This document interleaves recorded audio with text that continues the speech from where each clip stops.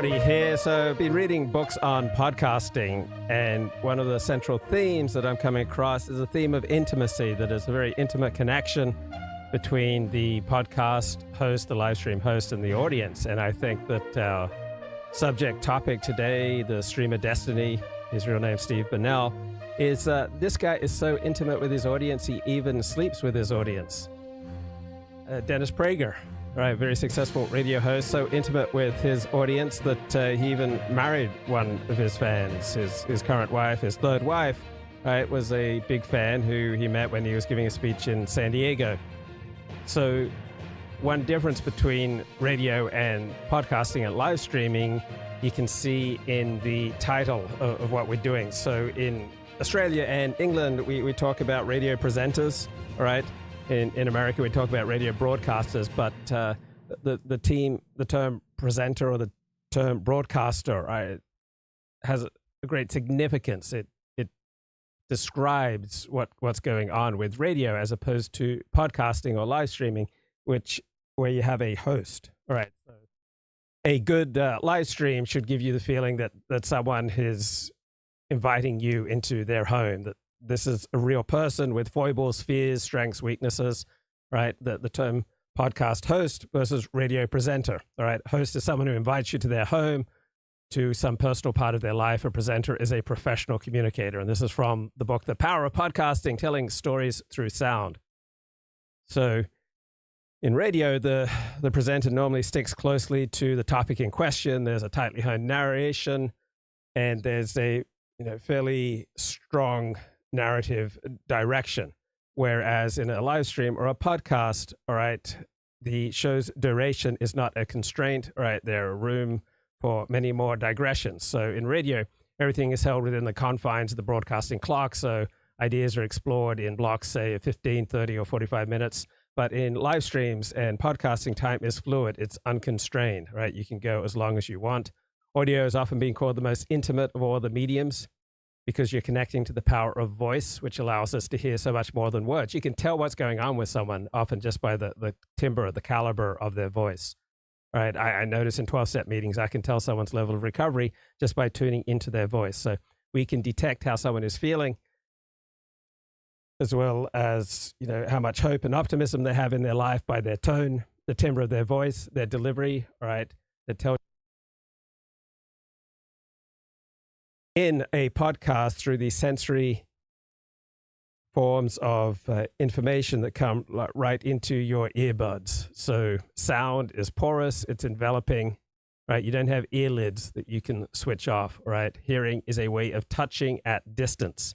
Now, the book I just read is Podcasting is an Intimate Medium. The written word, while stimulating, does not have the same level of immediacy as the spoken word. It's not nearly as intimate. Podcasting is more intimate than reading, because the host's thoughts mingle with her own. And then you get the temporal immediacy of her experience, and you associate it with the whisper in your ear. So podcasts communicate in a way that causes listeners to feel something, all right? A good live stream should trigger feelings consistently associated with intimacy.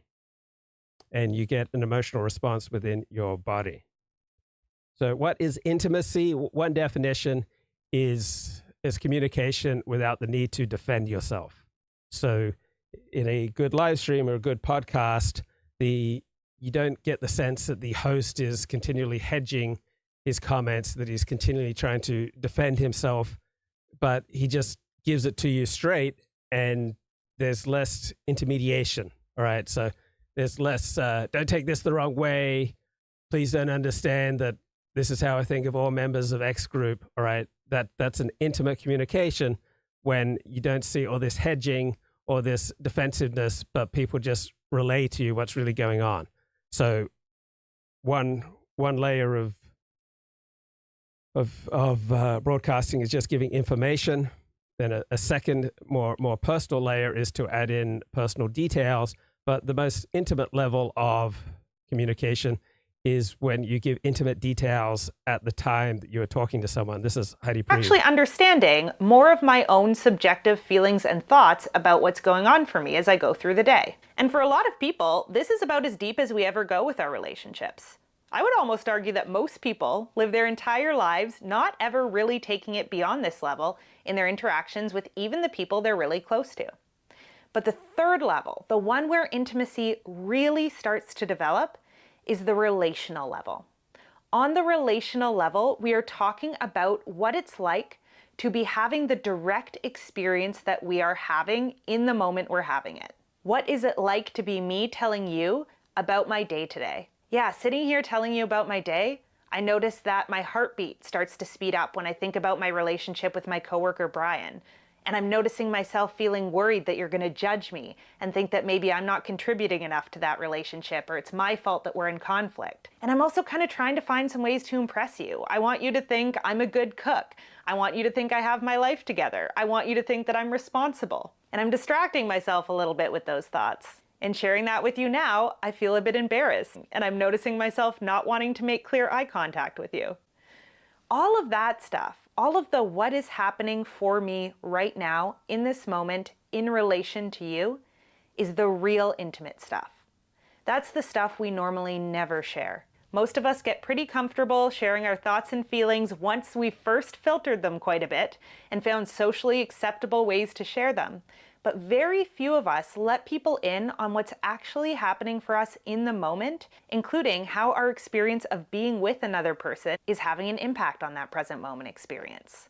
However, this level, the relational level of conversation, is where we build true intimacy, because we start to understand not just who the person is and what goes through their mind, but also what their real moment-to-moment experience of being alive and being alive in our presence is like for them. And that's about as aligned as we can possibly be with another person in any given moment, understanding what it's like to be them at that moment through their subjective lens.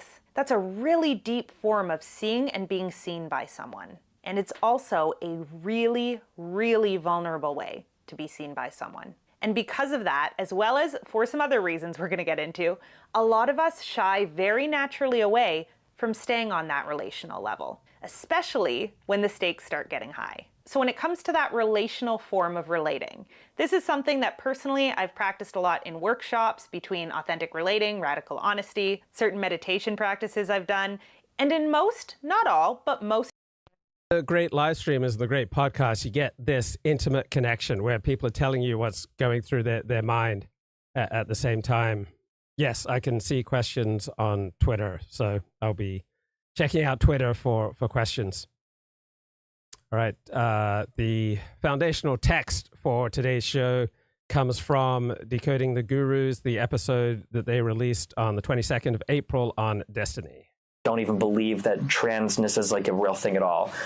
The Republicans have made like trans issues the focal point, I guess, of the past like year and a half. Track might be useful at this point to just illustrate to people who are, wondering, like, what exactly do you mean in terms of personal and political and whatnot, all getting intermingled. So this is from a stream Destiny did after getting divorced from his wife.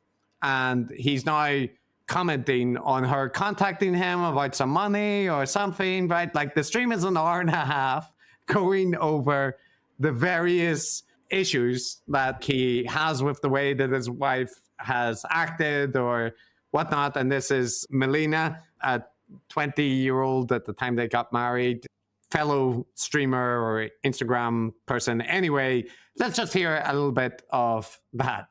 Does the therapist know about that trait, talking shit to other people and Mel? Yeah, of course. It was one of the huge things that would come up over and over and over again. But she always had like an excuse for everything. I'm just trying to think of like where I want to, because there's just like one or two quick things I wanted to run over, and then I'll probably do a more comprehensive thing. Right, so almost nobody is going to be served by dishing the intimate details of their marriage and divorce. But some people are able to turn it into a commodity. And one such person is Destiny. Why do you think that she isn't going to leak or talk shit? Melina will not leak or talk shit about any of this because she knows that everything about this makes her look like a f***ing satanic demon. She knows that. She's threatened it a million times. Like, I'm going to start leaking everything. Oh, yeah, let's go. Okay, if you really want to, holy f***. Because my reputation is already zero in regards to our relationship. Everybody thinks I'm a horrible piece of shit. We want to start leaking shit. We can do it. She knows that she looks horrible, though. Yeah. So wait, Matt. Well, let me just play the second clip for that, and then I'll allow you to comment. So that's one thing, and then here's a little bit more of that. Yeah, I'm sorry. The only things that I want to do though is I want to make sure that like I don't want to be thought of as a liar. That irritates me. I don't like the idea that the impression is that like I'm an abusive person, and I want to give like a very broad accounting of like things that have happened because I don't like the impressions that exist of me like relating to a lot of this stuff. But what I have to like be careful about is I don't want it to be like I hate Melina, which I do, by the way. That bitch. She has everything that's coming to her. Thank God. But I don't want it to be like, because I hate her, now we're leaking 6 hours of like our private life to make her look bad. That's not like my goal. And that's not even for her. I don't care about it. It was just, it reflects. So if you really want to get intimate with your audience, there's something far more important than leaking intimate details about someone else. But if you must leak intimate details, leak them about yourself. All right. If there's any wisdom, if there's any compelling quality to my show, it is basically to the extent to which I can be honest about my own failings, my own humiliation, most of which, virtually all of which has been caused by me. For example, last Monday, Stephen J. James opened me up. And I talked about there was one day in 1992, I developed this embarrassing yearning to be Dennis Prager's best friend. And I felt a jealousy of Dennis Prager's closest friends. And then I felt an embarrassment about my about my emotional neediness, followed by the realization that, Dennis Prager would never, could never, should never become best friends with someone as messed up as me. And these feelings lasted about an hour or two, but I've never forgot how embarrassing they felt. In fact, I've never ever told anyone about them till I spoke to Stephen James on Monday. So I don't think that yearning to be Dennis Prager's best friend has ever returned, but it was important to me from 1990 to 1994 to be Dennis Prager's #1 fan. Right? I was his #1 customer to buy his tapes and his newsletters, and I sent them out to all my friends. And I finally met Dennis Prager. I went to shul with Dennis Prager. I calmed down as I made genuine friends in the Dennis Prager community. But I have had, a lot of yearnings and drives that are incredibly embarrassing to admit. And yeah, if you want to get intimate, all right, then disclose on yourself rather than on other people. For example, when I entered school on a regular basis, second grade, I would sometimes catch flies. I grew up in Currumbong, which in the Aboriginal language means the place of the flies. It's about 2 hours outside of Sydney. And I would often catch flies and then remove one wing, and I'd watch the fly, buzz around on my desk. And it reflected that there is a sadistic quality in me. And I think in my early years of blogging, all right, I exhibited some of that sadistic quality. I hope that it is diminished with age and with my own experience of humiliation.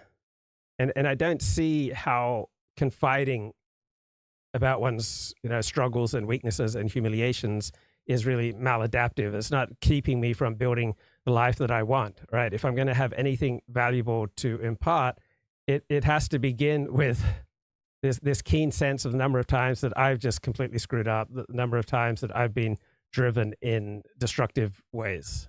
Most of those cases, the stakes have not been too high, at least initially. Because when I first entered those environments, in all cases, I was in a room full of people I didn't know, who had no prior conceptions of me. And so the truth about what it felt like for me to be with them when I would share with them was usually just something along the lines of, oh, my heart is beating quickly. I'm noticing that I'm uncomfortable with people looking at me right now. But because they were people who initially I didn't have a close pre-existing relationship with, it didn't feel that vulnerable.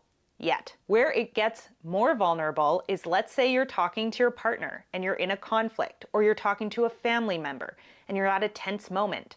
Most of us will instantly and quickly veer far away from the relational and even avoid a lot of the personal.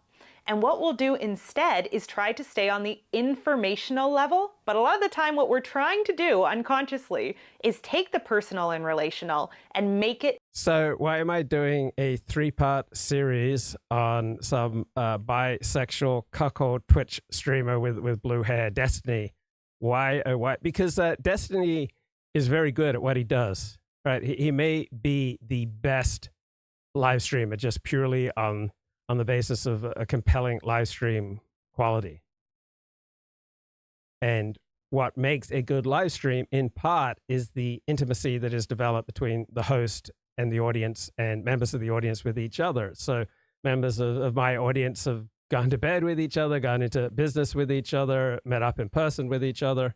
Informational. So if I'm in a partnership and I'm having a fight with my partner and I tell them, you don't care about me, that's an attempt at an informational statement, right? I'm not in that statement. I'm telling them something that I think is a fact about them. But what am I subtly trying to weave into that? Probably something along the lines of, I feel really neglected or lonely in our relationship lately. And sharing that with you right now, I feel terrified. My heart is beating, my hands are sweaty. I have this story in my head that you're gonna think I'm too much, that I'm overwhelming you, and that you're gonna abandon me.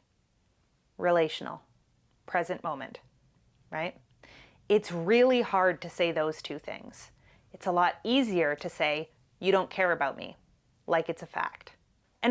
And so what they're critiquing here from Destiny back to Decoding the Gurus, it's a lot easier to dish on someone else than to dish on yourself. Like spoiler, me, and it's not like the character that I don't think it's becoming of like high character. I don't know that becoming of high character, discussing, your marriage counseling therapist sessions and referring to your ex-wife as. Yeah, but there are more and less honorable ways to do this. So there are particular pressures with live streaming. All right, everything has to be understood in a genre. Live streaming is a separate genre from producing academic podcasts. All right, and so within the live streaming genre, I think Destiny generally acquits himself honorably. An effing satanic bitch or whatever. Like, I don't know, I think that ship is sealed about team.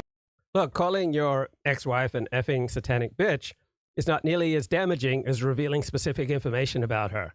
All right, just applying a slur to somebody is not the most horrible thing, as opposed to revealing particularly damaging, intimate information.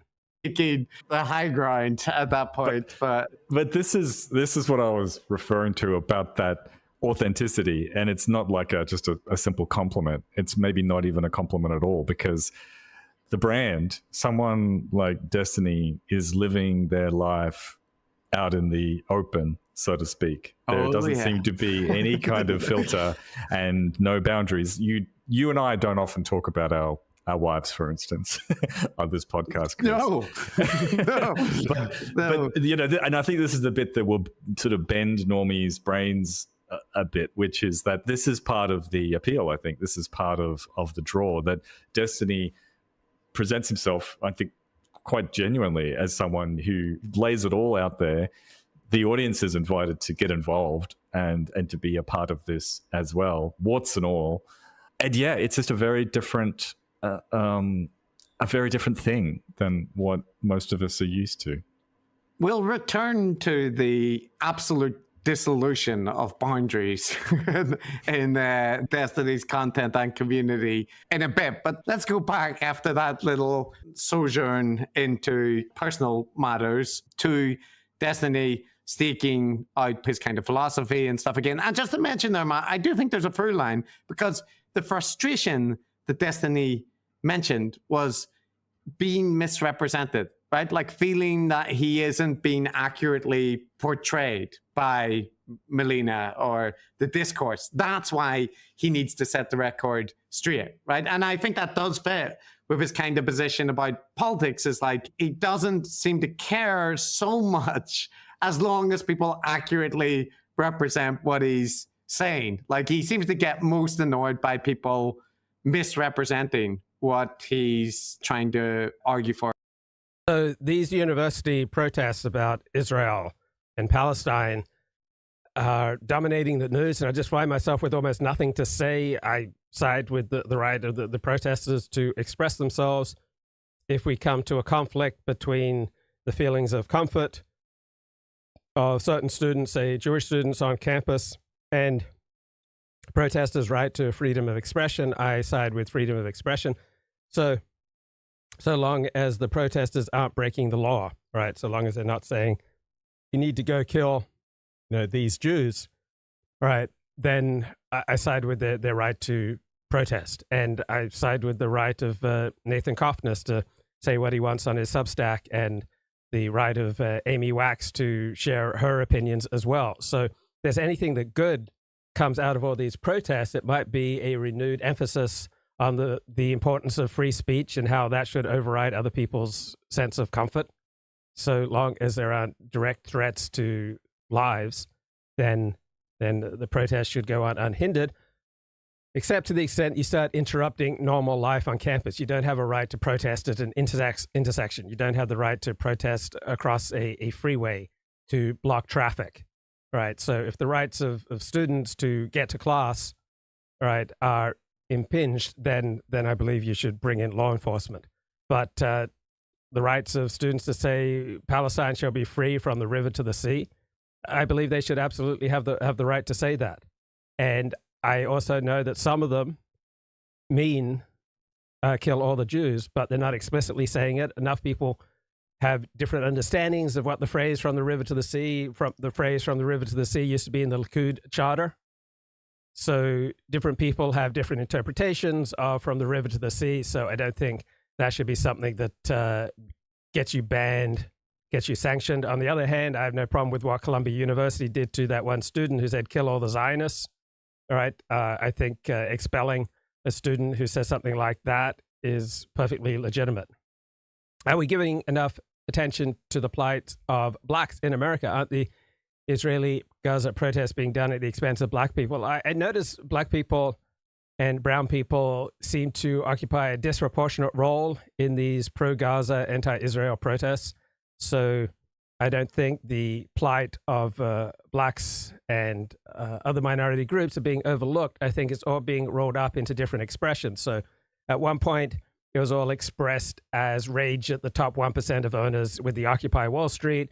Then that same rage got transmuted to Black Lives Matter, and now it's pro-Palestine, anti-Gaza. But I think the basic impulses are all the same, right? Oppressed people of color, standing together, rising up against the dominant Europeans who are oppressing them. Or say. So anyway, returning to the more philosophical side of destiny. I noticed that a lot of people seem to get off on accusing me of grifting. And something that's very frustrating to me is that when I talk to people, I find that I spend half the conversation trying to figure out what is it that you actually even believe. People have a really hard time owning difficult positions. They won't bite the bullet on the logical conclusions of some crazy position they might hold. For instance, when I ask Hassan if a woman getting raped in an alleyway is within her right to call the cops, Hassan, instead of giving a straight answer, will instead pussy out like a coward and say, well, I wouldn't call the cops, instead of actually owning that position and saying, well, sometimes maybe you do need to call the cops. When I ask people about whether or not, they own a position related to, and we'll go into more of this later on, but basically, I noticed that a lot of people have a lot of trouble owning, all of the extensions of, whatever political system they believe in. So I think Destiny 100% true here. He has a lot of common sense, which is somewhat surprising for someone like me who's on the right, who tends to think of left-wingers as blind ideologues. I don't. I'll own every opinion I have, whether it's related to the fucking incest discussions we've had, whether it's related to foreign policy, whatever. I'll own every position that I have, whether it's the abolishment of capitalism or liberal values or whatever. Yeah. You might not like what I say. I think there are valid challenges to a lot of what I say. I don't think I'm correct on everything. My views have continued to evolve over time. I wouldn't expect that process to stop. I'm sure there's positions that I hold today that I probably won't hold 5 years from now. I would hope so. I'd hope I continue to grow and change. All I ever do is present to you what I believe at any given point in time, and what you're getting is basically, always, a work in progress. Authenticity, as you say. Yeah, reasonable philosophical destiny is quite appealing to me. I think what he's saying there is true, and he's pointing to something real. Obviously, when people have a rhetorical position or a political position, they'll often refuse to engage with the consequences, the logical consequences of that position. So he was referring there to the defund the police. It's always wrong to call the police, even if there's a crime going on, that kind of thing. And he says, and I think he's right in saying that a lot of people who would hold that position, for example, will refuse to talk or grapple with the logical consequences Good comment here in the chat. Destiny was freakishly quick in the Gaza debate on Lex Friedman's channel with Norman Finkelstein and others. Probably you need that level of info processing to become an elite streamer. There is a term for that level of info processing, and that is intelligence. All right, people with higher IQs more likely to speak quickly. All right, so you encounter anyone who speaks quickly, they're going to have an above average IQ. Also, people who are funny and who appreciate humor are going to have an above average IQ. So not all smart people love humor or are funny, but all funny people are smart, and all people who process information very quickly are smart. And the smarter you are, right, the higher your window. So the elite pundits like Paul Krugman, he's probably top 1% in IQ. The leading pundits, Janan Ganesh at the Financial Times, the most prestigious columnist right now, probably top 1% in IQ, right? The leading journalists are up there near the top in IQ. So the people who dominate their professions are going to be people near the top of the IQ distribution. Of that, one thing I'll say for Destiny is that whether his positions are good or bad, I don't think he would do that. I don't think he would obfuscate and sidestep it and change the topic. I think if you said, hey, explain to me why you think it's okay to do a genocide on the Palestinians or ethnic cleansing, explain that to me. I don't think he's going to avoid the question. No, and here's a clip speaking to that. With relation to the Trihex stuff, I know that there is no world where a person as white as me has an argument with somebody that is almost crying about whether or not they can or cannot use the N-word. That's never going to turn out well for me. I know that. I know that in the public eye, no one is ever coming out saying like, yeah, Destiny crushed him in that debate. That's never going to happen. But I'm okay with that. I'm okay with that because part of what... So kudos to Destiny. He's willing to take many unpopular perspectives. For example, his attitude that if the N-word among friends is not being used pejoratively, that there's nothing wrong with it. All right, that's an unpopular perspective. Dennis Prager was the last mainstream broadcaster to stop using the N-word descriptively. So good old Destiny for standing up what he believes in, even if it's unpopular. What I sell as part of my brand, and I sell this in a business sense, as in you watch me and subscribe to me, and I sell this in a personal sense, as in if you're going to have a romantic, a sexual, a friend relationship, a video game relationship with me, authenticity is a really big selling point of my character. Right, so that's the intimate nature of this medium, right? And One example of the intimate nature of live streams and podcasting is that listeners generally pay much closer attention than they do to the radio, right?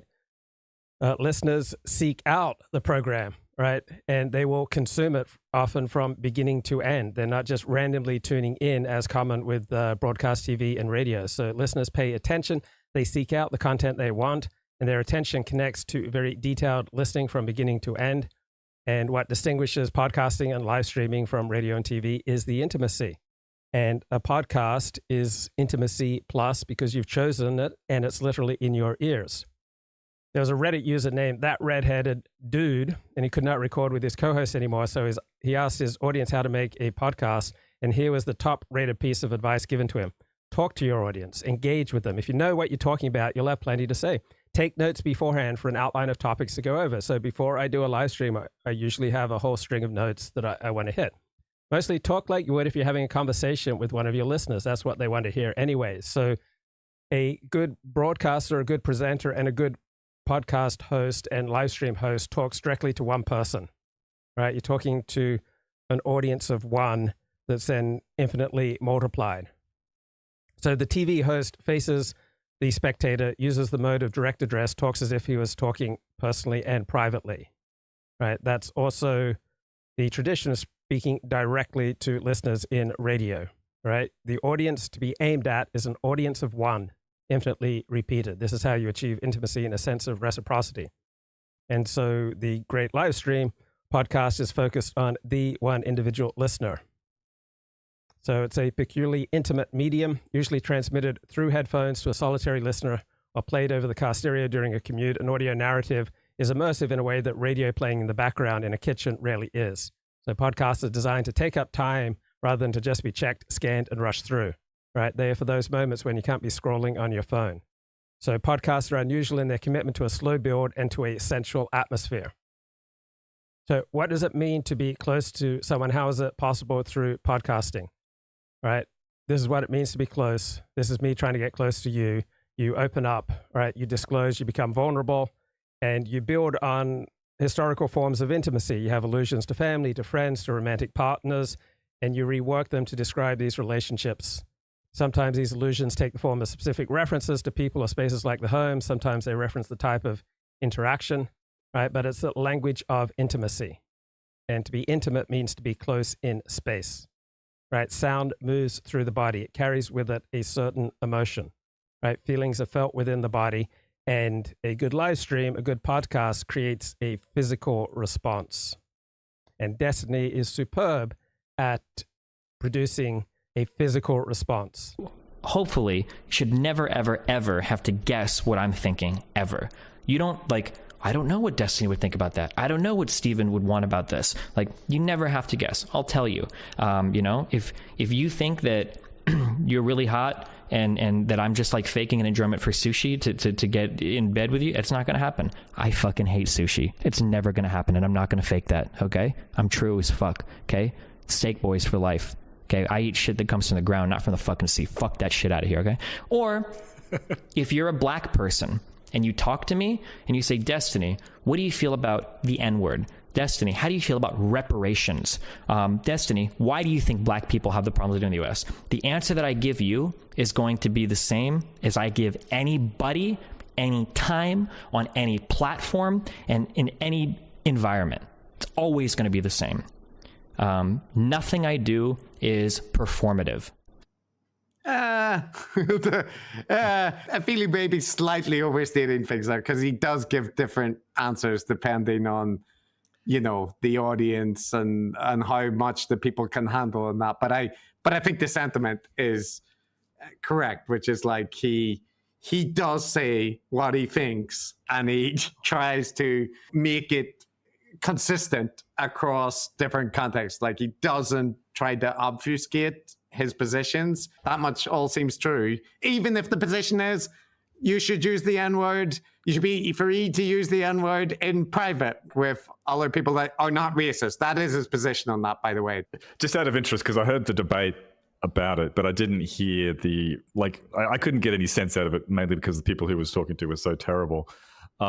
What is his position? Is it like a kid who's listening to NWA, who's singing along to the lyrics, his position is, in one sense, the context matters, right? That, like, if you're using the N-word in the context of reciting the songs to a rap song, that matters, right? It's not the same as saying it as a slur. But the second point, and I think the more controversial one, is that he wants to argue it's fine to use privately with other people, not just the N-word, but any ethnic slur or whatever, where people know that you are not a racist, so you're using it as like an edgy joke, right? But his position also is you shouldn't do that in public, because it can encourage, you know, like, he understands audience dynamics and normalizing bigotry and that kind of thing. So he's saying, but in private, like, amongst friends who know that you're not racist, it should be okay to use the N-word, you know, even if you're white, if you don't mean it in a racist sense.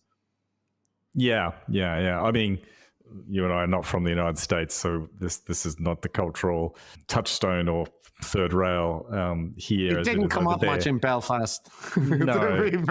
So that'd be it. I know people did say it in rap songs and whatnot. But, you know, it does strike me as extremely weird to take this one word as essentially sacred. This one word, the N-word, as just completely off limits, because supposedly it has these horrible destructive properties in and of itself, when the reality is that all words have different meanings depending upon context, right? And if you want to learn to speak effectively and to write effectively and to reach the people who make decisions that change the world, this might be the very best video on that topic. It's from the University of Chicago, the former director of the University of Chicago writing program, Larry McInerney.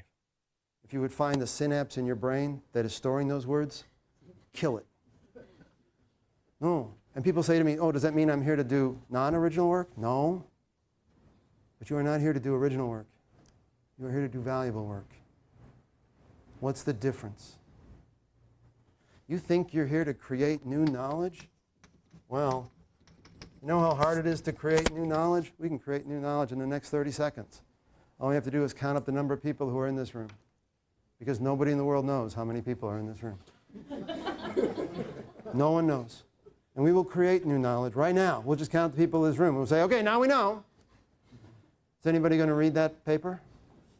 Why not? They're going to say, who cares how many people are in that room? Dear friend of mine, when I was a PhD student here, discovered journals written by a woman in the late part of the 19th century in England. She traveled around the world, and every year she wrote a journal. And somehow they ended up in a library in Norwich.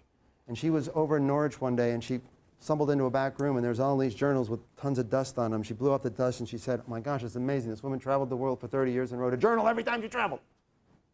She came back here, wrote up a grant, and said, whoa, I want to spend 3 months studying this. And then she got her money, and she went over to Norwich, and she spent 3 months, and she read the whole thing, and she wrote it all up, and she handed it to her committee, and in an hour and a half, they sent it back, and they said, you got to be kidding. She said, well, I'm going to get my dissertation. I'm going to get a degree now, right? They said, you've got to be kidding. Of course we're not going to. So who's accurate? So when I look at YouTube right now, it says I've got 10 viewers, but when I look at my restream summary, it says I've got 32. So who do you think is the most accurate? Give you your PhD. And she said, but nobody in the world knew what this woman said. Right, they said. And we still wish we didn't know what she said. Because we do not care. And she said, but it's original research. She said, I guarantee you it's new. And they said, that's right. It's new and it's original, but it is not knowledge. And she said, that's ridiculous. It has to be knowledge. No, it's not ridiculous. She was living in a positivistic world where knowledge looks like this. In a positivistic world, knowledge is just built up over time, and anytime you find out something that people didn't know, you get to just add up to this model, and knowledge just keeps on growing and everybody's happy. And that is dead. Well, mostly dead. Here's the model now. Sorry, these are people. These are human beings. There are conversations moving through time. And there's a bunch of people, and they get to say what knowledge is. And that horrifies you. Why would those people get to say? Why do they get to say? Especially because, historically, of course, they've looked just like me. As my niece says to me every time she sees me, too male, too pale, too stale. But guess what? Gifts aren't always distributed equally between groups, and circumstances aren't distributed equally between groups. So different groups tend to dominate different areas of life because different groups tend to have different gifts, different grifts, different effectiveness at operating any kind of group strategy. Different circumstances predispose one group to more success than another group. Why on earth would these people get to say what knowledge is? I get it. I get it. Big problem, but they do. And that's a fact. Right. You may not like how reality works, all right? You may not like the type of people who get to determine what knowledge is, right? But when you conflict with reality, reality wins, right? Our world is dominated by elites. And unless you learn to speak in a way that elites can hear, you're not going to move them. And you can have a tremendous popular audience, and it will have absolutely no impact on knowledge because nobody in your popular audience is connected to the elite. I think transferring that to the context that I know about, I mean, I do agree that we shouldn't treat words like magical talismans with superpowers. Like some heuristics around not using certain words are certainly good. But, you know, I follow an account called Eat Wog, all right, and it's a Australian of Greek or Italian descent, and wok food is great. You know what I mean? Like that word has lost. Oh, it's a slur. It's a derogatory. West Oriental gentleman. I know for many for many people in England and Australia, wogs begin at Calais. So it's definitely not the equivalent of the N-word. Australia and England don't really have any equivalent of the N-word. The N-word isn't even the N-word in Australia or England. Looking at the chat, every word in our people's language, English, is our inalienable human right to utter from A to Z. But of course, some words are going to be far more effective in certain contexts than other words. I find this professor's self-hating, anti-white vilification, shucks jokes to be the prelude to the very heavy persecution of millions of white people. Here's half of white people who Rwanda radio every day, and I am sick of it, says the chat. Okay, let's bring Claire Khaw onto the show. Claire, anything you've heard so far that you want to comment on? Yes, thank you, Luke. You were talking about people with no connections, and even in big YouTubers, they might have very high audience counts, but they don't know anyone in the elite, and so it doesn't matter. But I'm talking about different kinds of society. So if we lived in a patriarchy, then everyone would know who the leader is, and then they would go to the leader with their problem. But as we live in a matriarchy, nobody is really in charge, and even people with connections fear to voice their fears. Wouldn't you agree, Luke? Well, I don't believe we live in a matriarchy. I think if you were to take, say, the 100 most important, most powerful people in the United Kingdom, I would suspect that over 80% would be male. I mean, the Prime Minister of Great Britain is male. Most of your leaders of industry are male. I would expect that most of your major media corporations are run by men. Why do you say that we're living in a matriarchy? Because we have a different definition of matriarchy. I think you just think a men in charge means that we are a patriarchy. I'm saying a patriarchy is a society that prioritizes the preferences of married parents who want to properly parent their offspring, while a matriarchy is a society that prioritizes the preferences of unmarried parents who casually conceived and parented their illegitimate offspring. And the crucial difference is that it's not a question of who is in charge and what sex they are. It is their marital status that matters. And I'm afraid in our democracy, the numbers of unmarried parents and illegitimate offspring are electorally significant, and therefore nothing is going to change if we continue to operate representative democracy. And that's why people won't discuss matriarchy or pretend not to understand what I mean. It is not about having male presidents and male prime ministers, but having men who actually are prepared to criticize unmarried mothers and their illegitimate offspring. And also about men and representing the interests of married parents. Would it be fair to say that that's an idiosyncratic definition of matriarchy versus patriarchy? Because I'm not sure if you put matriarchy or patriarchy into Google or into any online dictionary that you'd come up with that definition. Well, I would argue that you won't be able to find a single patriarchy that doesn't take marriage seriously, i.e., have very strict rules about, who's allowed to have sex and who's allowed to have children, and ostracizing unmarried parents and their illegitimate offspring. Well, you can't find any matriarchy who takes marriage seriously. So all the matriarchies that you can think of, I think there are 5 if you look up Google, they are, backward, primitive, weak, maybe tourist attractions. but they will not be advanced civilizations that achieved that acquired any great empire. And what are some sterling examples of patriarchy? I don't think it's officially, even noted. So I would say once upon a time, the Roman Republic was a patriarchy in that, there was this idea of republican virtue and the idea of the Roman paterfamilias who had the right of life and death over his children and, who was properly in control of his household. And that as the Roman Empire became decadent was forgotten.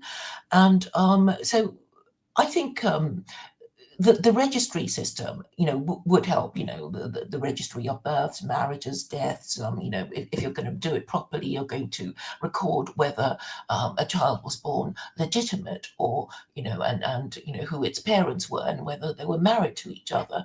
And now this is all gone by the wayside, and to even talk about it is considered, what's the word, beyond the pale. So people don't talk about it anymore because in the UK and certainly in Canada, the percentage of unmarried parents is over 50%. And for that reason, no democratic politician is ever going to question it. And we just got a new participant in our discussion. Skoto, anything that you've heard so far you'd like to comment on? Hey, yeah, can you hear me all right? Yes, hear you fine. Great. I just wanted to sort of explore, we were talking earlier about, I mentioned something about information processing, and you went, obviously that was a sort of I was obviously referring to IQ, and you brought up, all the things that are associated with that. And you also brought up humor. And what I was going to just sort of bring up is like the funniest people that I'm aware of, the funniest group are obviously African Americans. I'm an American, obviously, by my accent. There seems to be a sort of a contradiction there. Yeah, I wasn't fully prepared for this. I was out all night, if it's not obvious, but that's a sincere question. And long-time listener, first-time caller, yeah, just what do you make of that? Yeah, so IQ is not the only determinant of the ability to be funny, but it's absolutely crucial. So I would say to you that the African Americans who you find most amusing are the highest IQ types, Absolutely. like a Chris Rock or a Eddie Murphy. So I don't believe that you'd be laughing very much at the constructed humor of 85 IQ of any group. Richard Pryor. No, I'm Richard Pryor, completely on the same page with you. I've got Steve Steeler's Noticing paperback right in front of me. But it is weird though, right? Like, it's weird if you expect it to go the other way. It's you weird. know what I mean? At a naive first, yeah. If you think of that as the only component, but when we say that there's a correlation between humor and IQ, we're not saying that's the only component. So African Americans tend to be the most gifted group at improvisation, whether it's music. I was about to say, Steve's phrasing, which I loved, was improvisatory creativity. Which is like, and then like jazz and basketball, obviously, and humor and rhetoric. And humor and rhetoric, yeah. I mean, if you just listen for the great preachers and their ability to move you, they're going to be disproportionately black.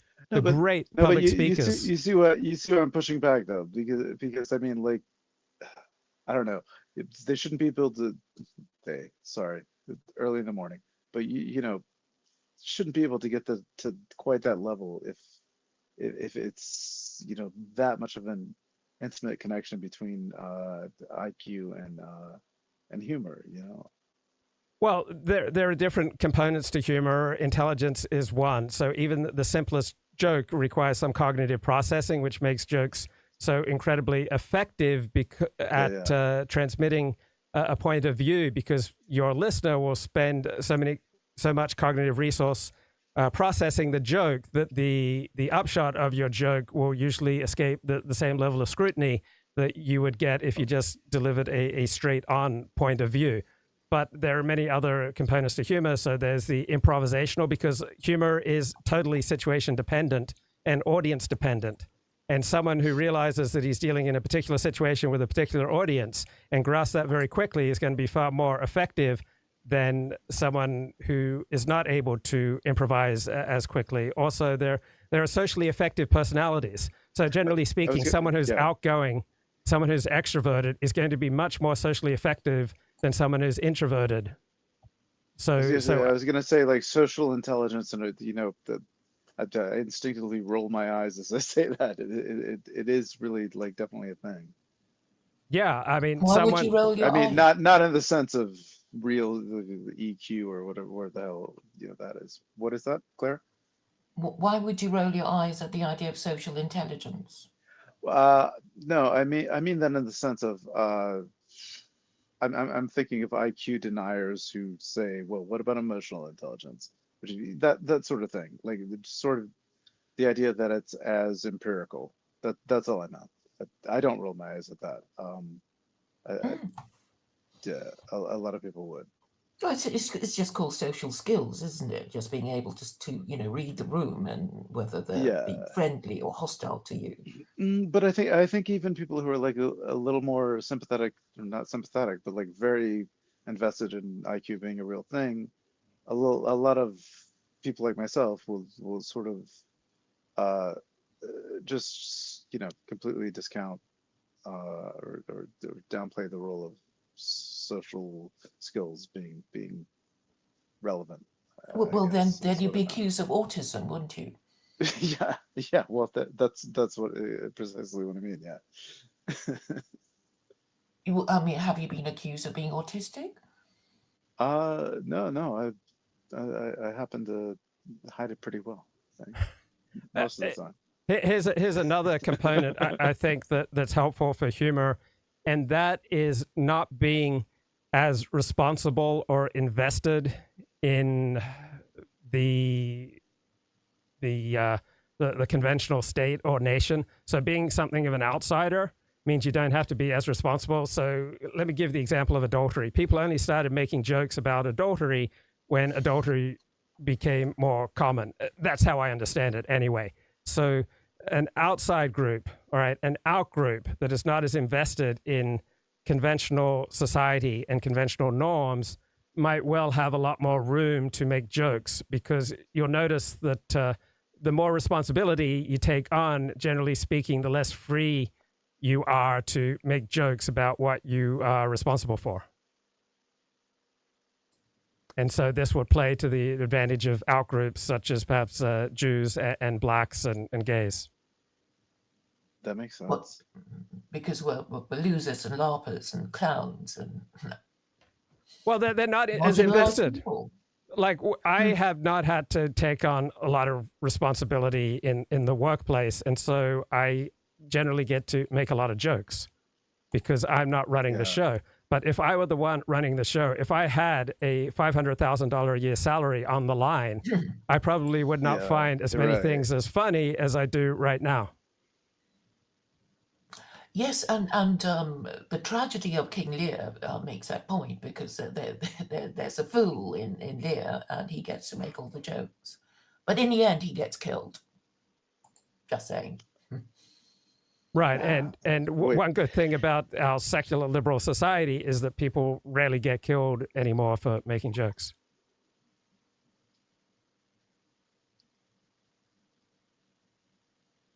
Right, I mean, I think we're probably all trads here, and so we probably have some component of the medieval worldview, but that doesn't mean we can't recognize the ways that say life is better now than 100, 200, 500 years ago. 100%, absolutely, yeah. But I don't know. Like, Claire, why did you bring up autism? Like, I'm not personally offended. I don't know. There's something there's a distinct, like Luke said, is like is a distinct thing from being like a social outsider and actually being, part of that society and just being autistic. I mean, like, I don't understand the relevance, but Well, it it could have just means blown right that, past me. you can excuse your poor social skills by saying, "Oh, I'm autistic," Yeah, but that's not a thing comedians. I'm not That's really not a thing. That's not a responsible for thing what I'm successful. saying. Right. That's not a It's just thing part like of our, culture successful of comedians do, excuses. though. Right, but that's not something like funny people Well, no, necessarily it's do. not Like, funny. It's not funny when everybody, almost every other person you meet, excuses themselves like, "Oh, I'm sure, autistic." okay, like I Oh, said, here, it's yeah, I think, early in the morning for me. yeah, I think Skoto, she was saying it. Didn't understand. I took the conversation in the direction of the socially effective personality, and Okay, Claire yeah, was yeah, making the point that autism is not part of a socially effective personality. So you can be very high IQ and have a socially ineffective personality, and one example of that is autism. yeah. No, no Meaning women disagreement hate there. you Well, women do like someone who's because playful. because women hate It's not that. just women. Yeah, women aren't usually big Hey, fans of Luke, autism. Yeah. I've been a long time viewer. Like, do you identify as autistic at all? Like, is that a weird question to No, ask? but probably I there don't are. think you are.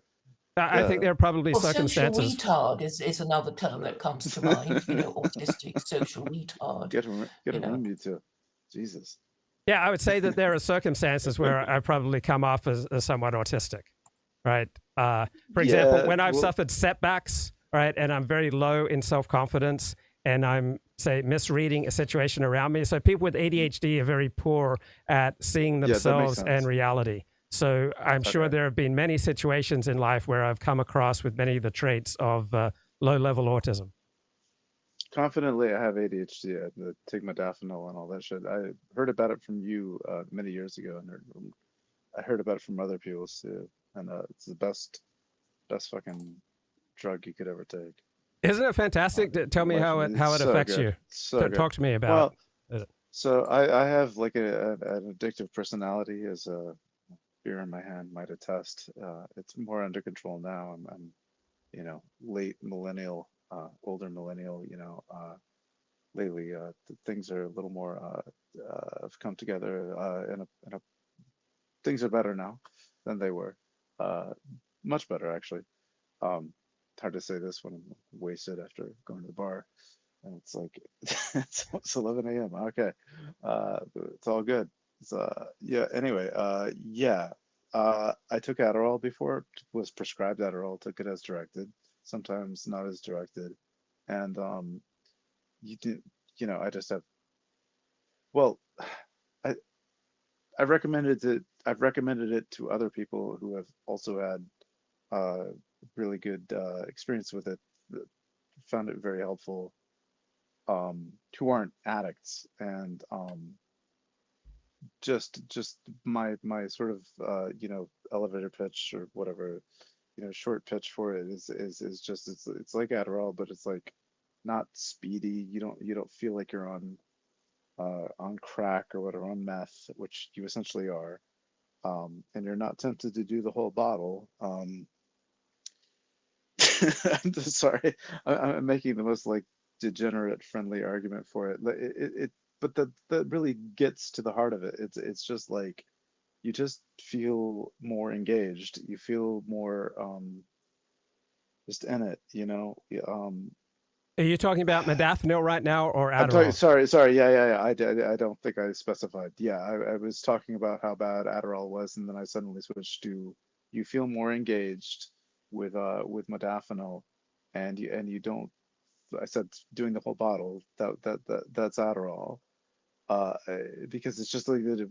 I don't know the psychopharmacology, but like like this just feels like a dopamine kind of thing when you're on Adderall. It just doesn't feel like you're getting things done, but you don't. You just in the back of your head, you're like just the whole the whole experience, the whole every moment. You're just like, I'm on meth right now. Like, this is gross. Like, I'm getting stuff done. I can like get up and like take out the trash and like get a bunch of work done, but like this is gross. Like, I know this is messed up. And like modafinil, it's just good. You're just, you can get a little intense intellectually, but mostly it's guilt free or something. I don't know. I started talking about this language of a, you know, alcohol addiction or addiction in general. I'm talking about it. Yeah, that's not the framing, but yeah. Did any of that make sense? Sorry. Yeah, I think there's a low level of euphoria and self confidence that comes with Absolutely, modafinil. absolutely. The low level of euphoria, which is why I can't be like, well, none of these things, none of these kinds of medication are, or without something like that. But yeah, modafinil is as good as it gets. Yeah, Just and unhesitatingly. there's no addictive quality to it. It has no street value. Have you read Gwern's? Have you read Gwern's posts about this or writings about this? Gwern's? I think I have. Yeah, yeah, and he quotes someone from the FDA just basically saying what you just said, which is just like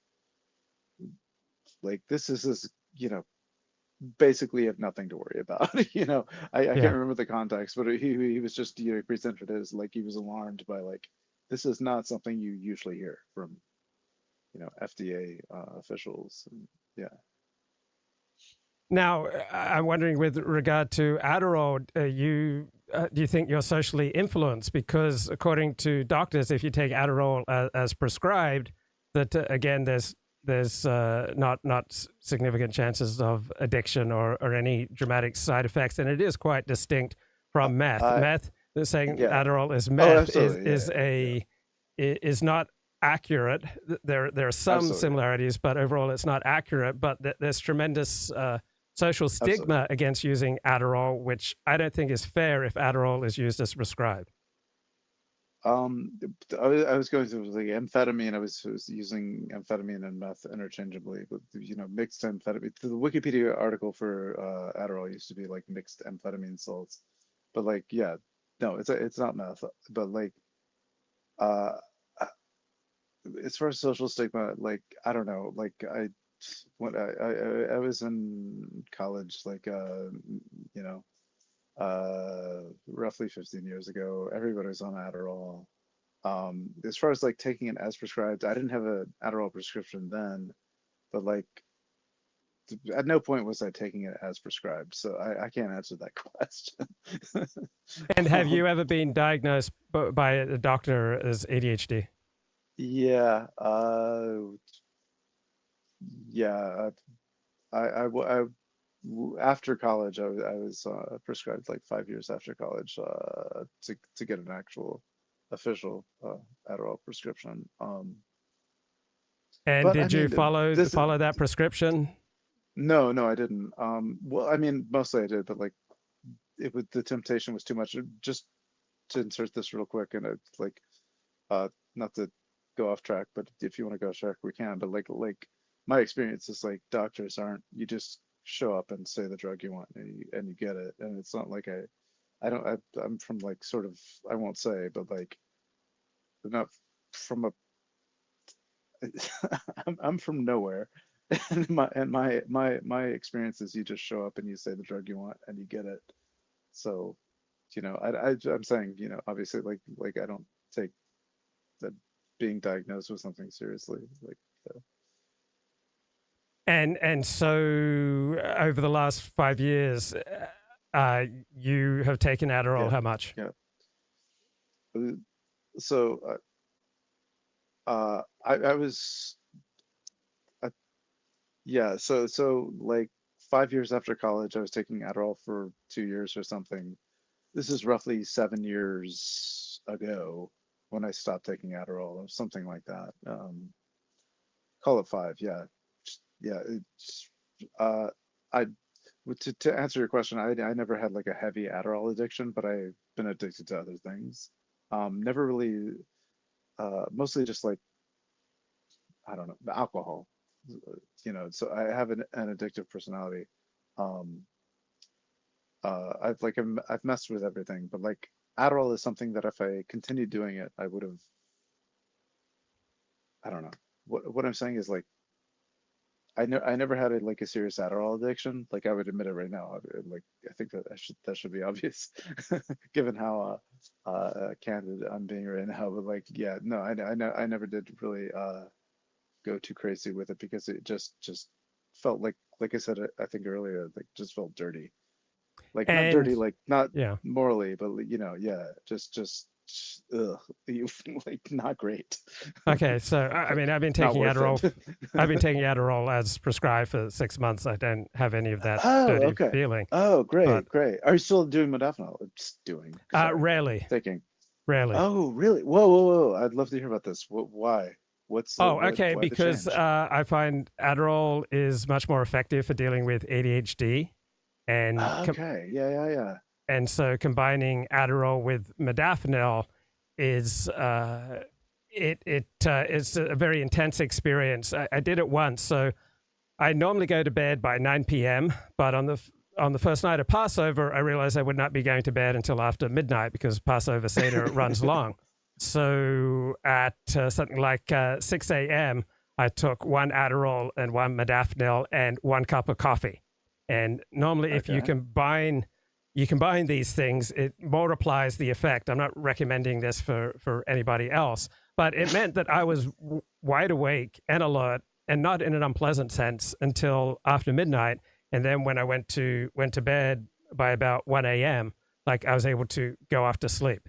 So that combination worked for me. I had a full effective day and a full effective night. I was alive. I was wired, and then it wore off after about 16 hours. And I was able to go to sleep. So I know some people have trouble sleeping on either Adderall or modafinil, particularly if you combine them, you're going to have trouble sleeping for the first 16 hours. Yeah, we didn't talk about this. Like Adderall, I can never sleep.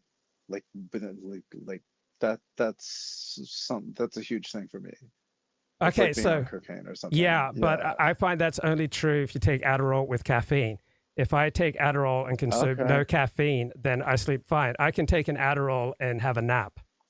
But if there's any caffeine in my system, then it's highly likely to lead to insomnia. That's something that's always in my system, so I have no idea. Yeah.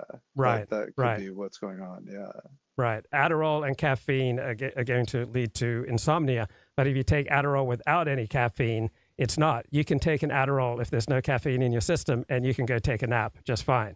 Like I find the experience of Adderall without caffeine is that the distractibility simply goes away, and I can sustain my attention like a normal person. It's impossible to make progress in your life if you can't sustain your level of attention like a normal person. That's kind of where I am now. I'm working like 60-hour weeks. It's like a whole thing, and it's like I'm doing that with like, well, this isn't a therapy session. It's just like I'm yeah. Things are you able to sustain your attention like a normal person? No. Well, unless you're really interested in something. Yeah. Well, you're just asking, do I have ADHD? I guess so. Right? Yeah. If you have ADHD, you're not able to sustain attention like a normal person. You can't sustain attention for something that absolutely grips you. Even if you have ADHD, you can possibly game for hours. If your work is particularly gripping, you can engage in that for hours, but you can't sustain attention like a normal person. For example, you might need to sign up for health insurance, and if you find that odious, if you've got ADHD, it may be difficult for you to meet the normal demands of life. And the older you get, the more and more of a discrepancy there will become between you and your peers, because the older you get, the more dramatic your inability to sustain attention, the more dramatic the negative results will be to your life. So in your 20s with ADHD... That may be what's going on, because we're coming up on 40. Yeah. Yeah, and so if you've got a sense of spinning your wheels, if you're not married like your peers, if you're not making money like your peers, if you don't have a mortgage like your peers, if you don't have normal levels of success in life for people of your level of intelligence, then they're my friends too. They're not just my peers. They're people I still know. Right, and you're not It's going to have rough. success. You're not going That's to rough. gain traction in life if you're not able to sustain your attention like a normal person. You can't get recovery. You can't move ahead in your profession. You can't sustain your position in community. You can't sustain a marriage. Incidentally, Luke, should I stop drinking or? Can Yeah, keep I would doing that? recommend you stop drinking. But you're going to have a hard time recovering from alcoholism if you're not able to sustain attention like a normal person. It's really hard to get any traction in recovery from addiction without addressing the ADHD. You're not bullshitting, obviously. I'm You not wouldn't- you'd bullshitting never say until something you like that. address the ADHD. I've never heard someone say that. Until you address the ADHD, you're not going to I get know you're not traction in bullshitting. anything. But I've never heard someone say that. Right, Like, I got is this all a sorts thing? of Like, do you hear that's sponsees. in the meetings and shit? Yeah. No, I get this from therapists I've who been to meetings specialize. too. Like, okay, gotcha. No, I get this from therapists who specialize in addiction, and every single one of Yeah. their clients who has a sex addiction, a porn addiction, a love addiction, Hypothetically. every single one of them has ADHD, and until the ADHD is addressed, they don't get What is traction. what is it? Gabor with Aaron Gabor, the father? What's the guy's name? The Gabor kind Mate. of the Hungarian. Yeah. Gabor Mate. I haven't Have spent are you familiar with his stuff a little about bit, but ADHD? I'm not. I just not really. I know he. I heard like 2 minutes of quotes from him talking about like time blindness and Right. time blindness and stuff like that. Right. Do, No, do you, I do you don't pay consider much time attention. blindness to be like a real thing Yeah. or like Yeah. a useful? Okay. And for example, what do you think? Yeah. I have never had time blindness. I am really good at tracking my time. You give me a month and a year, and I can tell you what I was doing. I thought it was like much smaller scale on that. It is, but that was just, I'm trying to give an example. My time blindness is relatively low, but there are other symptoms of ADHD. That is a very common symptom of ADHD. It's not one that's particularly prominent for me. The problem is that people with ADHD are not really alert to reality and to what's going on in their life. So I may have more significant time blindness than I've been cognizant of. But I know from sponsees that I have that until then they're refusing to address their ADHD. And so they are not making traction in their recovery. Well, let's just keep going further. Do you think like ADHD, like what is this like? What do you think is going on there? It's like as far as like a fucking hunter gatherers had ADHD. Like I don't know. Like I'm just sort of challenging. I'm not challenging it. Like I don't know. It's something that's only relevant in like the current social context of where we are.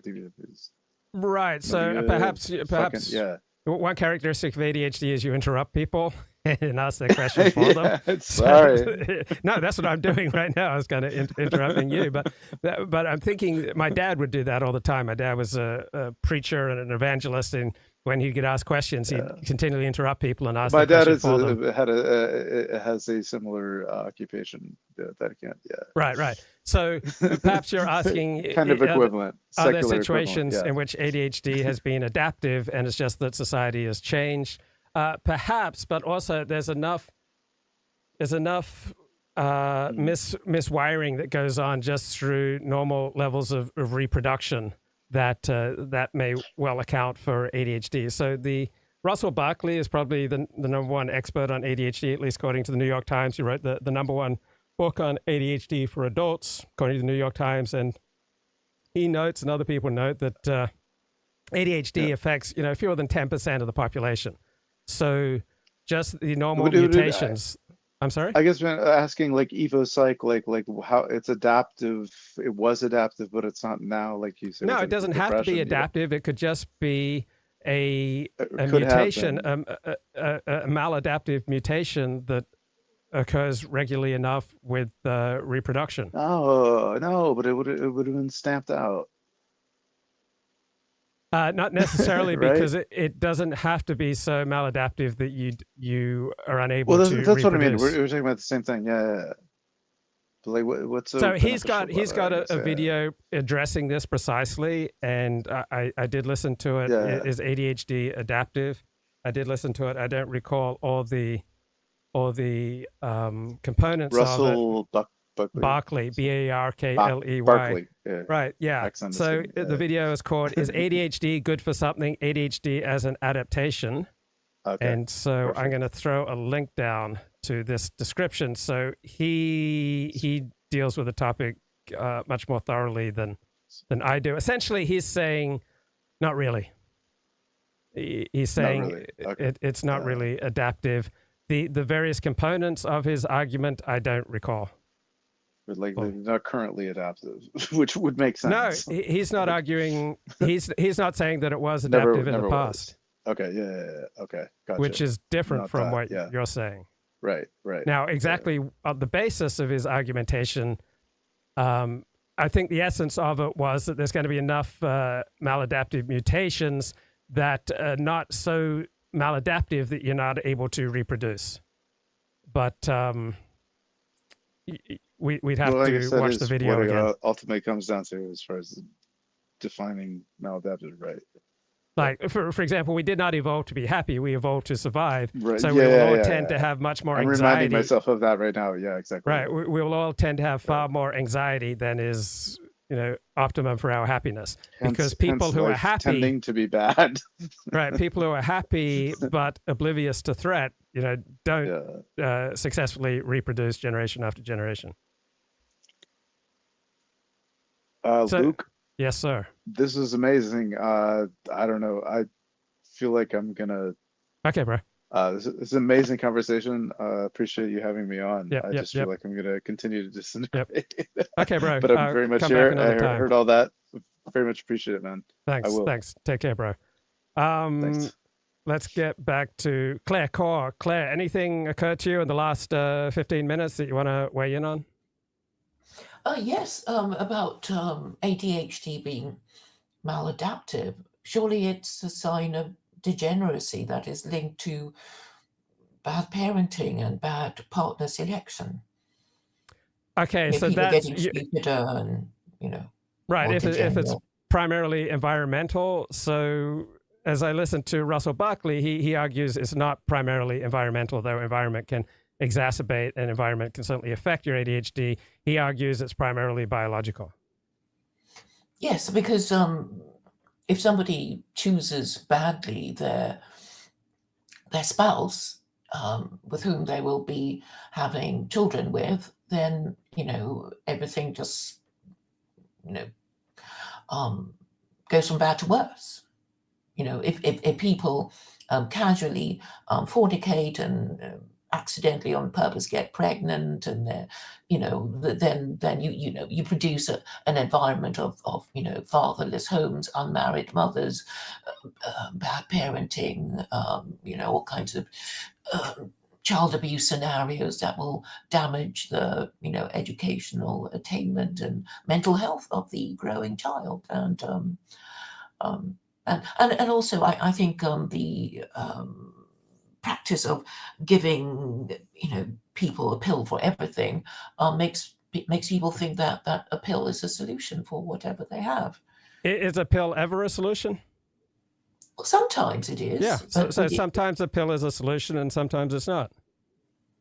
Yes, but maybe there is a kind of social acceptance of people taking a pill for anything that might bother them, and I suppose a very bad example of things going wrong would be what do you call it? Those morning sickness pills producing the deformities in the feet in the child of women who took those. I can't remember the name. Yeah, Qualamide, something like that.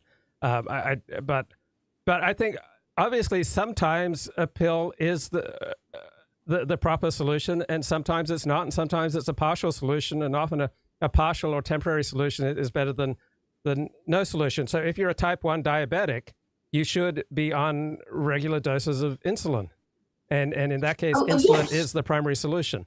On the other hand, if you're just taking insulin but then eating badly, all right, there are lifestyle changes you need to make beyond just taking the medication. Yes, but I suppose the problem for ADHD and Prozac and drugs that regulate our moods is sometimes I think maybe we ought to feel bad because maybe feeling bad enough about something will prompt us to change our ways And if we need to sometimes, change our ways. yeah, like, I mean, depression is adaptive in some circumstances. So I'll just speak, for example, from my own experience. I have gone into depressions that last days or weeks when I've repeatedly screwed up on something, when I've made a mistake that is typical of me and I've done it again and I've suffered an adverse consequence that just feels absolutely emotionally devastating to me. I will go into a depression, which means I will withdraw from much of my normal participation in life, and I will contemplate what I have done, what I have repeatedly done. I will develop a new path forward. Then I will take that new path forward and I will run it through what will be the likely consequences if I pursue a particular path forward. And then I might see one particular path forward does not seem to be adaptive for me. So I'll run various scenarios through in my head until I arrive at what I think will be an adaptive path forward. And that may take days and that may take weeks. But either way, depression there is serving an adaptive function in my life. I am recognizing that there's an ongoing behavior in my life that is causing me very negative consequences. And I am contemplating those negative consequences. I am resolving to change my ways. I am developing alternative ways of living, and then I am seizing on the one that I think will be most adaptive going forward, and that may take days or weeks to arrive at, and that, to me, is an adaptive and an appropriate use of depression. What do you think? Yes, it sounds like you are analysing the causes of your problems and resolving not to make the same mistake again, which is commendable. But I mean, in the case of Skoto, it seems that he it's not the psychotropic drugs that appear to be ruining his life, but his addiction to alcohol.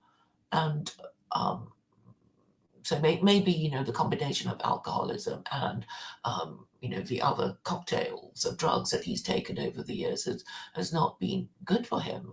And maybe he's a classic example of, roads that you shouldn't go down on. I mean, there was a time when I was feeling quite bad and the doctor prescribed Prozac. And then for some reason I thought, no, I will take recreational drugs every now and then, but I will not take a prescription drug to regulate my mood.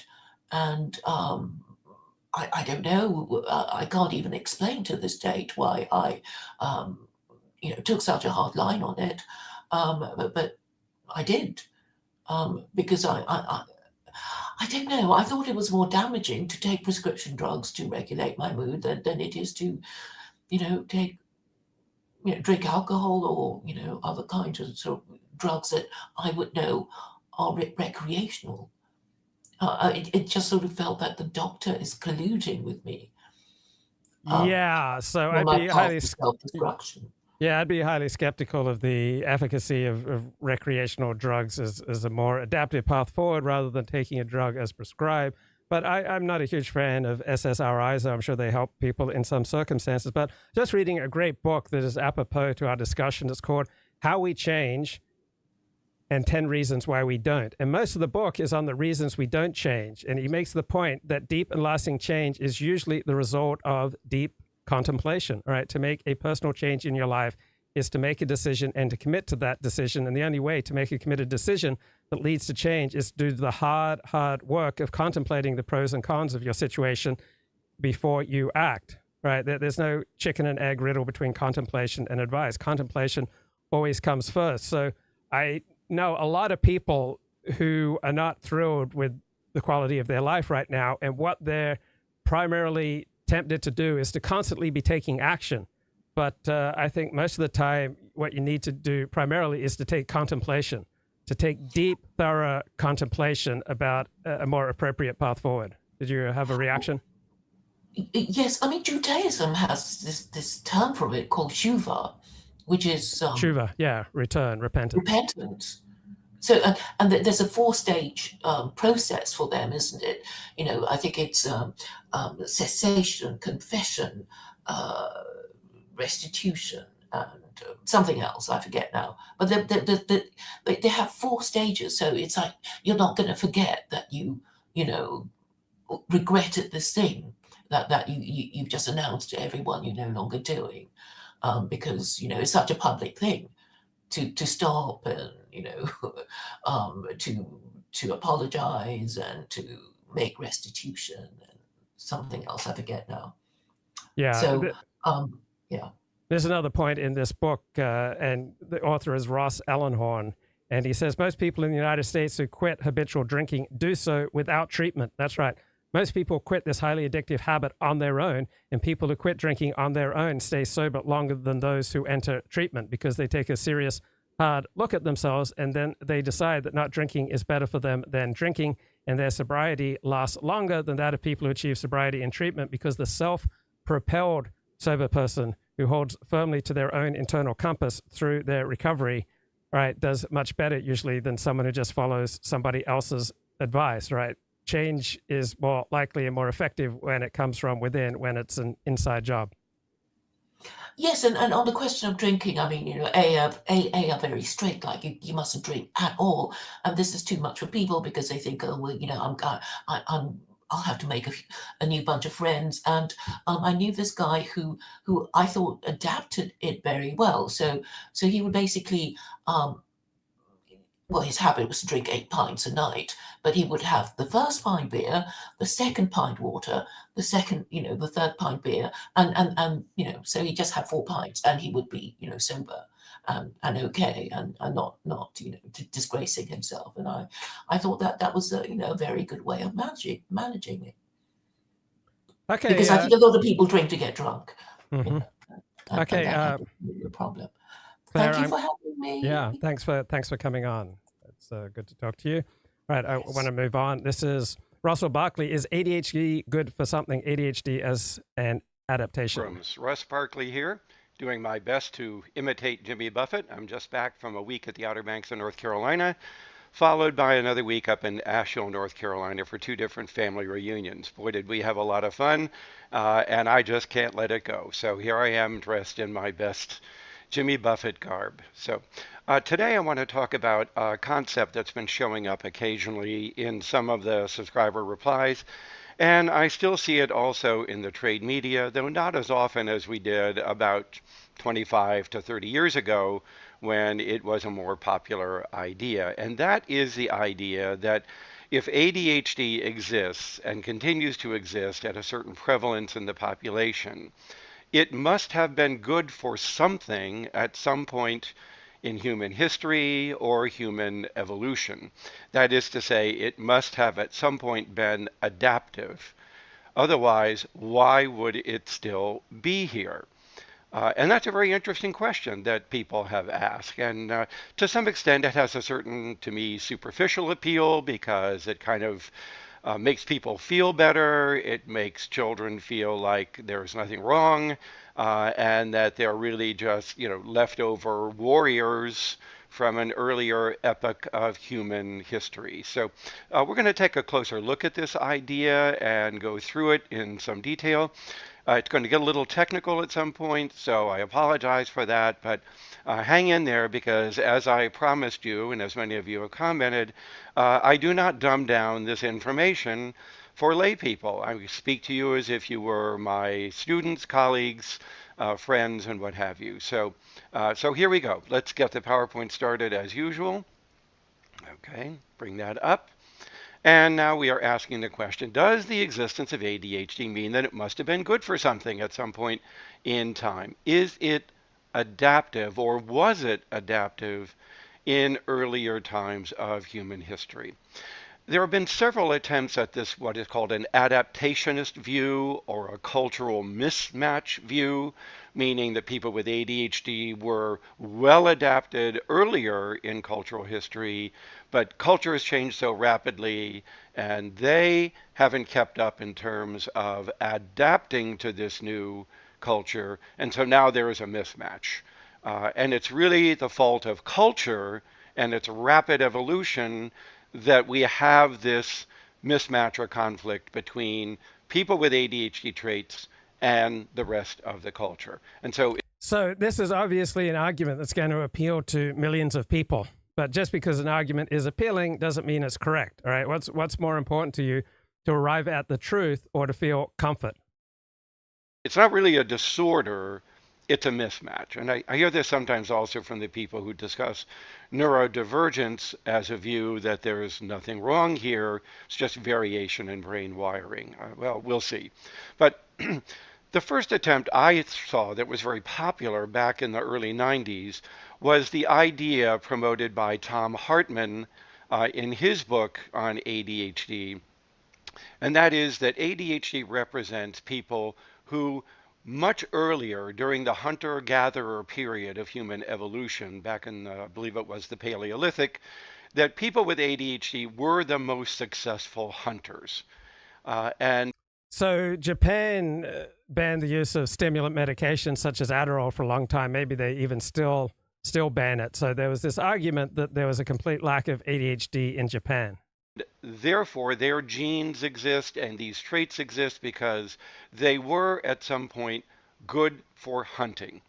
But now we had become a civilization, an agricultural economy, if you will, of farmers. And so Hartman's metaphor, although he did propose it as a serious theory, after being attacked by people like me and Sam Goldstein and others for this idea, he retreated to referring to it as simply a metaphor to help people understand their condition. Whatever. The idea that we have a hunters group of people living in a world of farmers was Hartman's idea. And if you go through the book, it really isn't serious scholarship. There's very little science within it, very little evidence from sociology. He didn't go out and study groups that still exist that are considered hunter-gatherers, such as down in South America, to see whether or not the best hunters, in fact, had traits of ADHD. So none of that was done. It was just a rather lighthearted, superficial. Right. So a lot of appealing arguments get considerable traction in popular discourse, but there's absolutely no relationship between them and truth. Right. So I want to get back to the main topic of decoding the live stream at Destiny. Play some more from the Decoding the Gurus. Rotary term for, say, a Greek or a Lebanese or an Italian person. Oh, right. I was thinking gollywog. So I was like, God damn that. I can't remember doing it, but I'm sure I might have used that word in a similar tone, in a similar context, in a friendly, joshing, where everyone involved knows that there is no sting in it. And it is just sort of absurd. Like it's just absurd at the moment to be racist towards Greeks or Italians, say, in Australia these days. And similarly with my brother, who happens to be gay, he and I have used the phrase, "Oh, that's so gay," talking about something between ourselves, knowing exactly what we mean. So, His position is also, Matt, that there was a guy called Trihex that he did a podcast with, a black guy, and Trihex had a discussion with Destiny where he got very upset with him over this position. And I think they ended up, I don't know when they stopped doing the podcast or whatever, but in any case, Okay, there was a question posed on Twitter. Luke, I've always wondered about your mixing accents. You moved from the non-rhotic to the rhotic English-speaking countries, so from Australia to California. Where did the yud dropping come from when you say words like news? I'm not really sure, but I moved at age 11 from Australia to California. So if I had moved at age 10, I now would speak without any Australian accent if I simply followed the normal progression. If I'd moved to California at age 12, I'd speak with a heavy Australian accent. So 11's kind of right in between. Normally, if you move to a place before the age of 11, you take on the new accent, as opposed to if you move to a place at age 12 or later, when you will retain the accent that you grew up with, unless you engage in special efforts, take lessons. The relationship was materially damaged by the stance that he took on this. But Destiny, in some sense, he's a lot more extreme than I think a lot of people would be, because other people might just be like, it's not that big of a deal. I don't want to hurt my friend, and I don't want to be known as the N-word guy. But Destiny is like, no. So I'm just thinking about the difference between popular discourse and discourse among those who shape what is regarded as knowledge. And so one outstanding characteristic of academia is that by and large, they pay no mind to popular discourse unless there's some exceptional circumstance. And so you can have all sorts of theories such as ADHD as an adaptation. All right, this is very, very popular, but it was never part really of the scholarly discourse with regard to ADHD. So let me play a little bit more about what counts for knowledge. These people get to say what counts as knowledge. The good news is they are changing. Way too long, way too late, way too slow, but they're changing. But the point is, that's the way it works. You may not like it, but that's the way it works. Right. You may not like reality. You may not like the nature of who comprises the elite in some segment of knowledge or some segment of society, but the elite decide largely how the world will work. And unless you learn to speak in a way that the elite can hear you, you're not going to affect the elite. They get to say. So they get to... Right. There's a tiny group of people who essentially get to say what constitutes knowledge in different areas of life. And speaking of that, the second edition of a book that I love just came out. So the first edition came out in something like 2013 called Predisposed, Liberals, Conservatives, and the Biology of Political Differences. Well, the second edition just came out this month. I love this book. It's by 3 academics, but it's written in a style that anyone with an IQ over 110 can get. So it begins with some broad stereotypes about Democrats and Republicans. So Democrats are described as sweaty, disorderly, offhand, imaginative, tolerant, skillful at give and take. Republicans, respectable, sober, purposeful, self-righteous, cut and dried, and boring. And the book notes that the left and the right have different tastes, not just in politics, but in art, humor, food, life, accoutrement, and leisure pursuits. They differ in how they collect information, how they think, and how they view other people and events. They have different neural architecture. They display distinct brain waves in certain circumstances. They have different personalities and psychological tendencies. They pay attention to different stimuli, and they might even be different genetically. This book also nods to the accuracy and truth of the most controversial book of the last 30 years, The Bell Curve by Charles Murray and Richard Herrnstein. So at least on the ends, the far ends of the ideological spectrum, those on the left and the right are different emotionally, preferentially, psychologically, and biologically. Right? So in almost all societies throughout almost all of history, you've had a group that prefers order and stability, and you have another group that prefers progress or reform. The group that tends to prefer order and stability is what we generally regard as right-wing. The party of progress and reform is generally regarded as left-wing, right? You have a party of conservatism and that of innovation, right? You can call this division primal, and Emerson says that it must have some corresponding depth of seed in the human condition. And instead of using the term predispositions, right, this book is called Predisposed, Gottfried Leibniz in the 17th century, he was a mathematician and scientist, he called them appetitions. He argued that these are appetites, and these are appetites that operate outside of our conscious awareness, and that these appetites outside of our conscious awareness drive our actions. His idea so troubled Descartes, right, and other adult Enlightenment minds, right? People influenced by the Enlightenment tend to have great belief in the power of reason. They believe that people are naturally good and that we can use reason to direct our lives. People who are more skeptical of this, people who believe that we're more genetically determined, see genetics as a primary factor in our lives, followed by imprinting, right, early childhood influences, and then the incentives that operate within our particular community, and that compared to these influences, reason is a weak force. But recent science is fully on board with Leibniz's ideas, and there's ever-increasing evidence that people grossly overestimate the degree to which their actions and decisions are based on rational, conscious thought. So the political left is typically associated with support for equality and new ways of doing things. The right tends to have support for authority, hierarchy, order, and the traditional way of doing things. William F. Buckley Jr. described a conservative as someone who stands athwart history yelling, "Stop!" So some people prefer hierarchical decision-making. These tend to be people on the right. Others prefer egalitarian arrangements. Some people believe in share and share alike, while others believe everybody needs to take care of their own. Some people see outgroups as threats. Others see them as opportunities, sources of potential friendship and knowledge. Some are wedded to the group's traditional practices. Others can't wait to try the latest fad or lifestyle. And disputes over the best solutions to these constant human dilemmas churn throughout all human societies.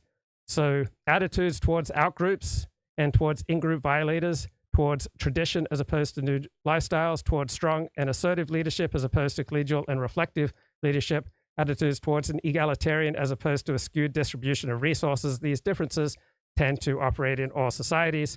So on the right, you see a strong aversion to outgroups and strict punishment of norm violators within the group. There's an eagerness to embrace traditional lifestyles, a desire for strong leaders, and a dislike of redistribution, particularly if it benefits outsiders. On the left, you have more of an openness to outgroups. You have more lenient punishment of norm violators. You have an eagerness to embrace new lifestyles. You have a suspicion of strong leaders, and you have a desire for more egalitarian redistribution. So what counts as knowledge? Yep, you're right. That was new. I didn't know how many people were in 302, but it doesn't count as knowledge. It doesn't have any value to us. It doesn't count. The good news is this thing just does move through time. The other good news is this boundary is permeable. Stuff comes in,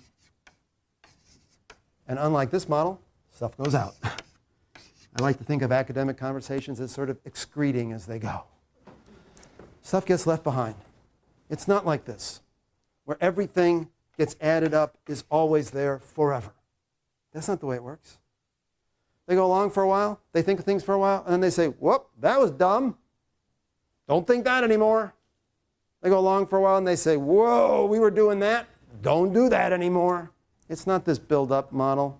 This build-up model assumed that everything was right. We don't think that. We think a lot of what we think. So we got protests at UCLA against Israel and in support of the Palestinians. And I'll probably go to UCLA and check out those protests later this morning. So when I cut this stream short, I'm off to UCLA. I want to see for myself what's going on there. All right, back to Decoding the Gurus. There's this point matters, and he's annoyed because he heard Trihex in another conversation give his justification, right? And he's like, well, that's inconsistent. So you're saying that if you use the N word with a hard R, there's no context here. It's automatically bad. And you critique me a point for asking for context there. However, the intention of how that word is used can give you more than just a binary good or bad judgment over the usage of the N word with a hard R. Okay, so this is Decoding the Gurus, their episode on Destiny. And they were playing an episode of Destiny debating the morality of saying the N-word. Right. Claire Khaw notes the 4-stage process of tshuva, repentance in Judaism. Step 1, regret. Step 2, you stop the activity. 3, confession and restitution. And 4, restitution. All right. You see a new way of doing things going forward. So did I sound more Aussie at various times? Yeah, when I go back to Australia, I start slipping into much more of an Australian accent, but back in Australia, they still think I generally sound American, and in America, they think I often sound quite Australian. Hey, check out the guy from the 1950s US TV quiz show Scandal, Charles Van Doren. His book's A History of Knowledge. He was a fascinating man. He only died in 2019 when he reached his 90s. Right, back to Decoding the Gurus. Now we have Zerka saying hard R is always dehumanizing, and Trihex, this is just a few weeks ago, says that contextually, like Mitch using it, when is it the right context? Let him finish. Let him finish, John. The example was he using it with a hard R to be edgy, humorous, and not a direct negative connotation tone, or was he using it to assault someone? There is no humor in that word. It's dehumanizing. What are you talking about? Here we literally have my argument platformed verbatim, that contextually, even a hard R with a white person might not be dehumanizing, like Zerka is saying. And he also is annoyed that Hassan will agree with him in some other conversation that there are circumstances where it's okay, and then when he's in the presence of black people, that he'll say something different. Or, I'm sorry, what does Hassan say when it's just me? When it's whitey to whitey? When it's cracker to cracker? Okay? When it's fucking pale friend to pale friend? When it's two people that can walk into a room with a single flashlight and light the whole motherfucking place up, whether it's from my pale skin or the growing baldness on his fucking head, okay? What does Hassan say at this point? But if someone else is doing it in the privacy of their own conversation with another person, there are specific contexts in which you could probably say the N-word. Cool. That is my... Now, this is poorly clipped because he gives more context in the first like 10 seconds back, but it actually is all context that helps me. Hassan unironically makes my private public language argument. Now, I don't know why he's not brave enough to make it in front of black people. Maybe he feels like black people are too stupid or emotionally immature to handle this position. Maybe he's scared. Maybe he's worried that his audience will think it looks bad. Maybe he's more concerned with optics than with principles. I don't know. It's not really for me to say. I'll use Hassan as an example. I'm not going to talk to a black person like Trihex and say, hey, the N-word, it's always bad, brother. Brothers for life, dude. ESL, man, I'm Turkish, dog. Yeah, I totally get you, man. The N-word is horrible. I'm not going to go into a podcast with other upset black people and then perform, like a circus animal for them and go like, yeah, you guys are right, man. I know why you guys are triggered. Like, amen, guys. Like, the N-word is always wrong. It's dehumanizing, right, guys? But then when I'm in a one-on-one conversation with a white person later, like me, yeah, dude, like, we can say the N-word sometimes. Like, it's cool. As long as it's, like, appropriate, like, and the joke is really funny. Like, yeah, it's cool. I'm never going to do that shit. Whatever I say, I'll say it to every single motherfucker that I talk to. Full stop. You never have to guess where I stand on any issue, okay? Yeah, so, the topic at And that's highly impressive on the part of Destiny. hand, like, the contentious issue is, frankly, a stupid one, right? is South Park style bad language okay sometimes, right? Who cares? Yeah. But I mean, Americans care. Americans care about this topic a lot. They do. Sorry, Americans. But I mean, I think it speaks to his motivations and his character. Like, he is aggressively upset about people just saying things because it sounds good. It's going to make people happy in this situation, and he's completely fine with people thinking he's an asshole or a degenerate or whatever. And that's what, right. You can't be a person of public integrity or even private integrity unless you're willing to have other people think poorly of you, right? If you're going to stand for anything, you're always going to rub people the wrong way. And many people just don't have the fortitude that they wish.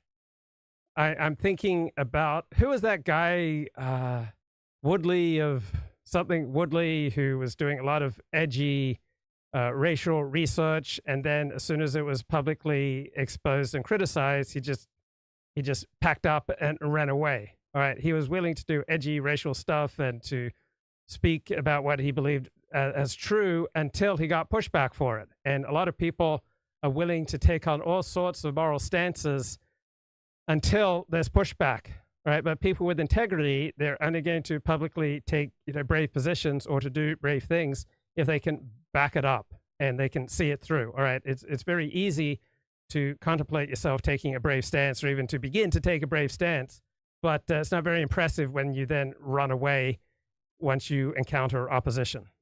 But he hates people misrepresenting him, like you said, or thinking he's saying something. So the classic example for this comes from the book of Genesis, where Sarah tells Abram, her husband, hey, God says that we're going to reproduce, we're going to have a baby, and maybe you should go have a baby through my maidservant.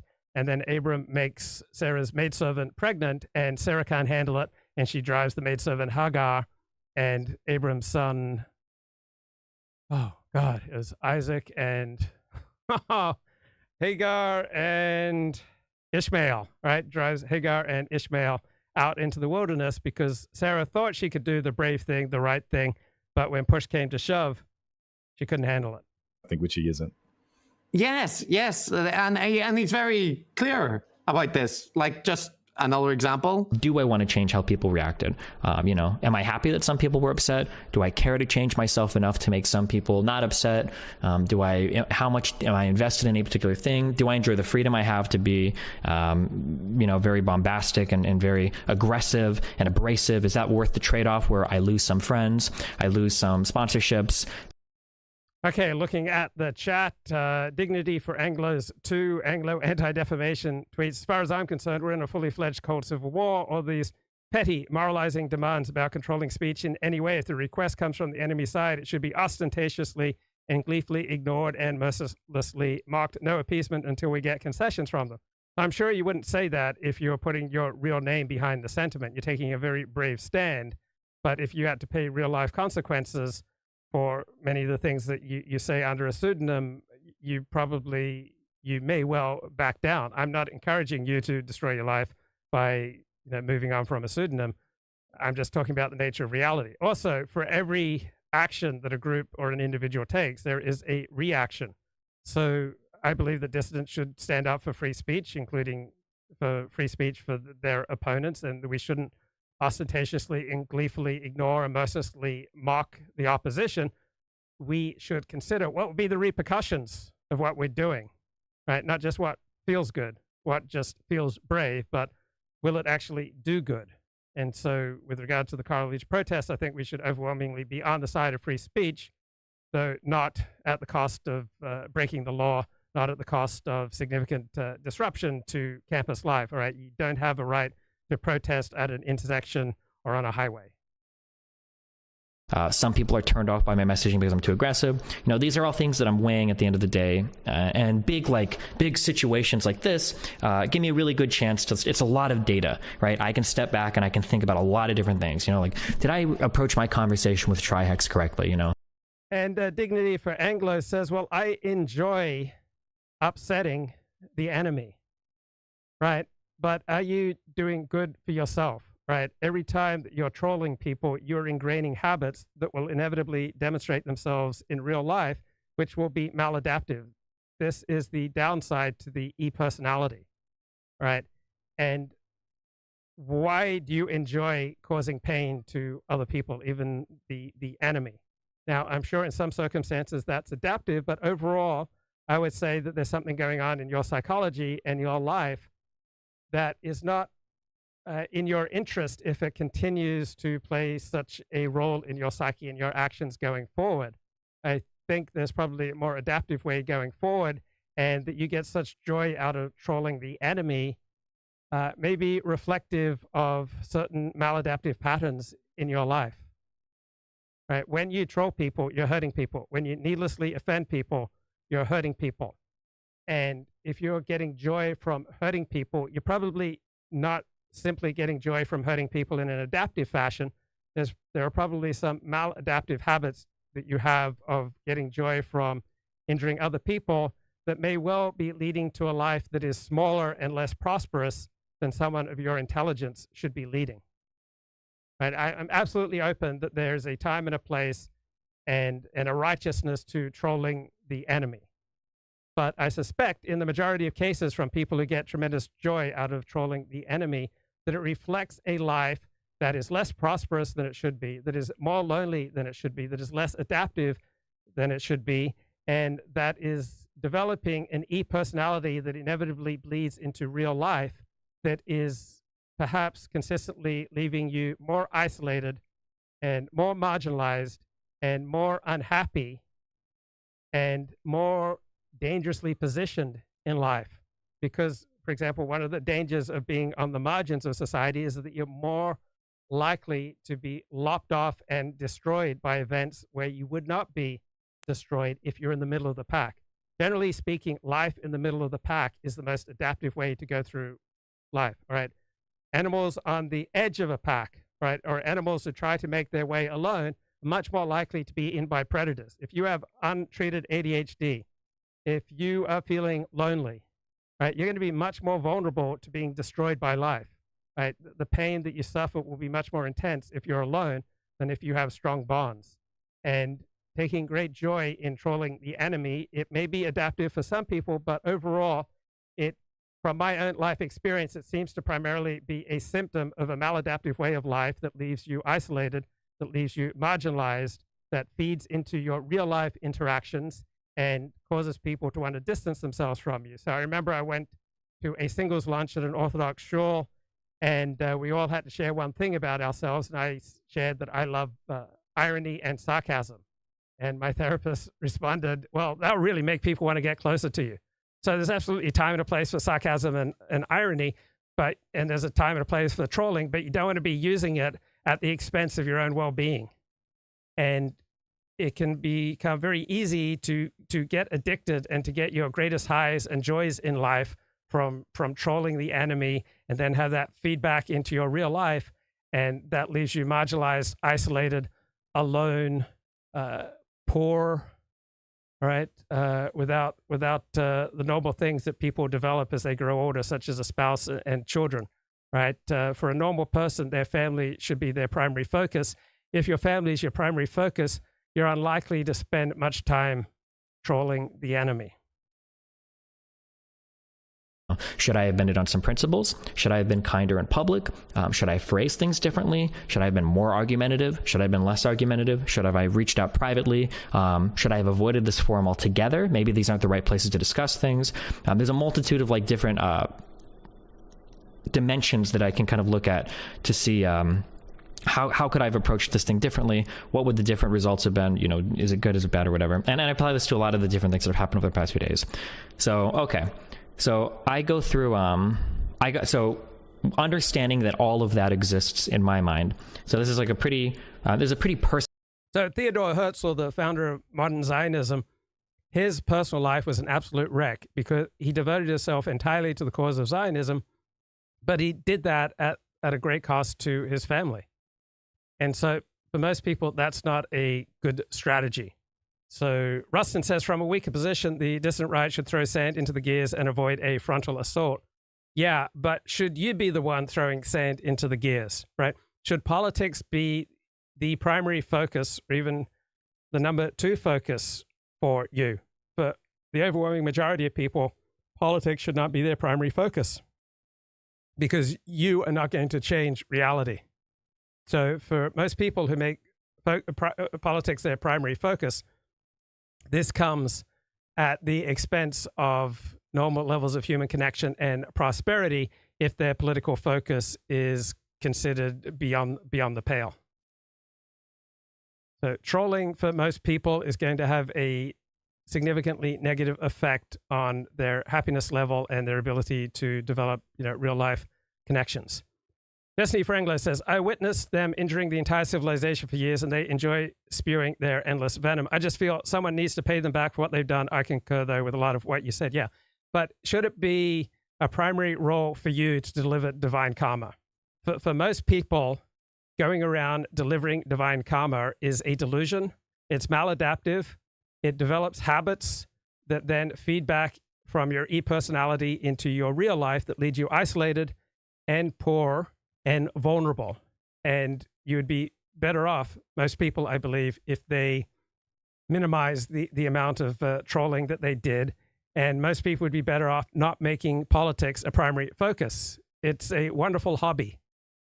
But don't indulge in any hobby if it comes at a significant cost to the rest of your life, right? You want to align your life so the various components, the religious component, your various hobbies, your family, your friends, your community, your education, and your career, that they're all working together, or if not working together, they're not at war with each other. So if you're engaged in anonymous trolling online, I can guarantee you that will have a negative effect on your career, on your social standing, on your most important relationships, and on developing habits that serve you well going forward.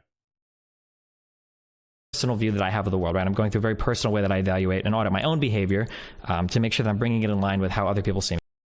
And chat says it's a release as well as a pleasure to say what you believe to be the truth. Yeah, but you can do this in an adaptive or a maladaptive fashion. For example, you can say, I believe that different people have different gifts, or you can pick on certain groups who have, glaring weaknesses, right? If you stick to the idea that different people have different gifts, that will be much less likely to get you into trouble socially than if you instead state the same truth, but in harsh and, socially disreputable ways. I like to think that I have a very, very, very good idea of how other people see me. I like to think that I understand why people like me, why people fucking hate me. And if you have ADHD or some personality disorder, or if you have an E-personality which is not aligned with your best interests, you're not likely to see yourself accurately. You're not likely to have the skills that Destiny just described. So people with an E-personality tend to be grandiose. They tend to be narcissistic. They tend to share morbid thoughts much more than you would if you were face-to-face with people. And they tend to be impulsive. And these are all tendencies that do not serve you well in real life. But if you're engaging with them in your E-personality, they will inevitably feed back into your real life and get you fired, get you ostracized, get you poor, get you feeling desperate. Me, parts of the personalities part of my personality people enjoy, part of my personality people fucking hate. And I think for the most part, I think I have a pretty good grasp on most of that. Like, sometimes it seems like I get a lot of feedback that's negative, and I do. Generally, I'm aware that it's coming, and generally, I just don't care. Like, I like the final, he goes through quite a lot. He's clear, I do have all these thoughts. I do reflect on things, and actually, he outlines like a quite detailed, reflective process. But his conclusion at the end is like, I do think about all that, and then I decide that I don't. Hey, we got Laponius joining in on Twitter. Says, Destiny makes things up on the fly, presents these facts with full confidence. He is a dunce with a fast mouth. Right, but you have to understand him within his context. Right, within the context of live streamers, he has much more fidelity to the facts and to making a solid argument than most of his peers.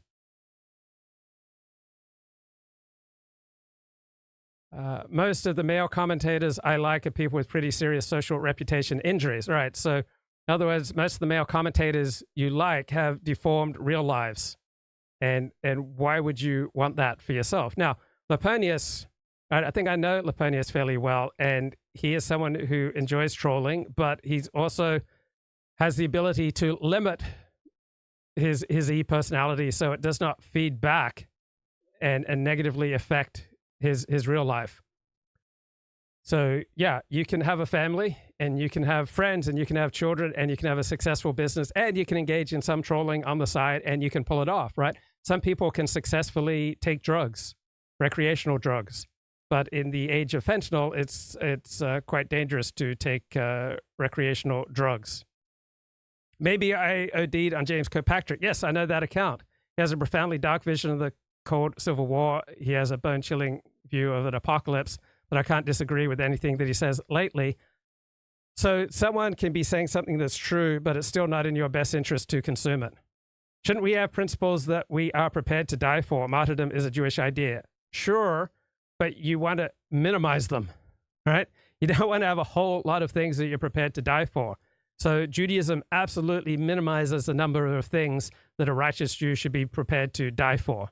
Because overall, the purpose of Torah and the purpose of a righteous life is to live for this righteous life, not to gratuitously die for this life.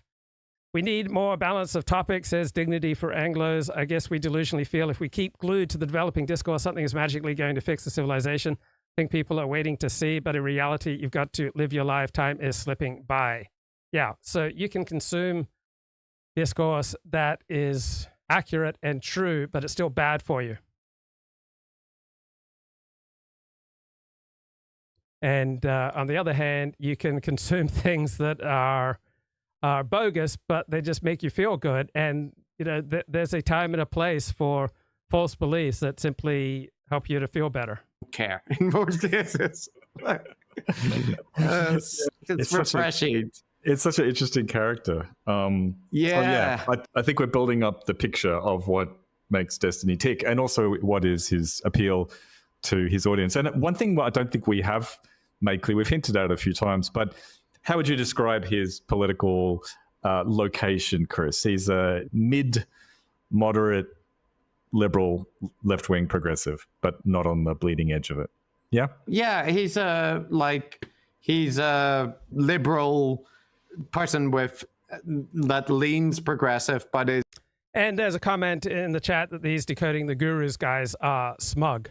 Well, I think they have a level of confidence, and they derive their confidence from, one, they are within the Overton window, right? They are very unlikely to be saying things in this episode that is going to have a negative effect on their life.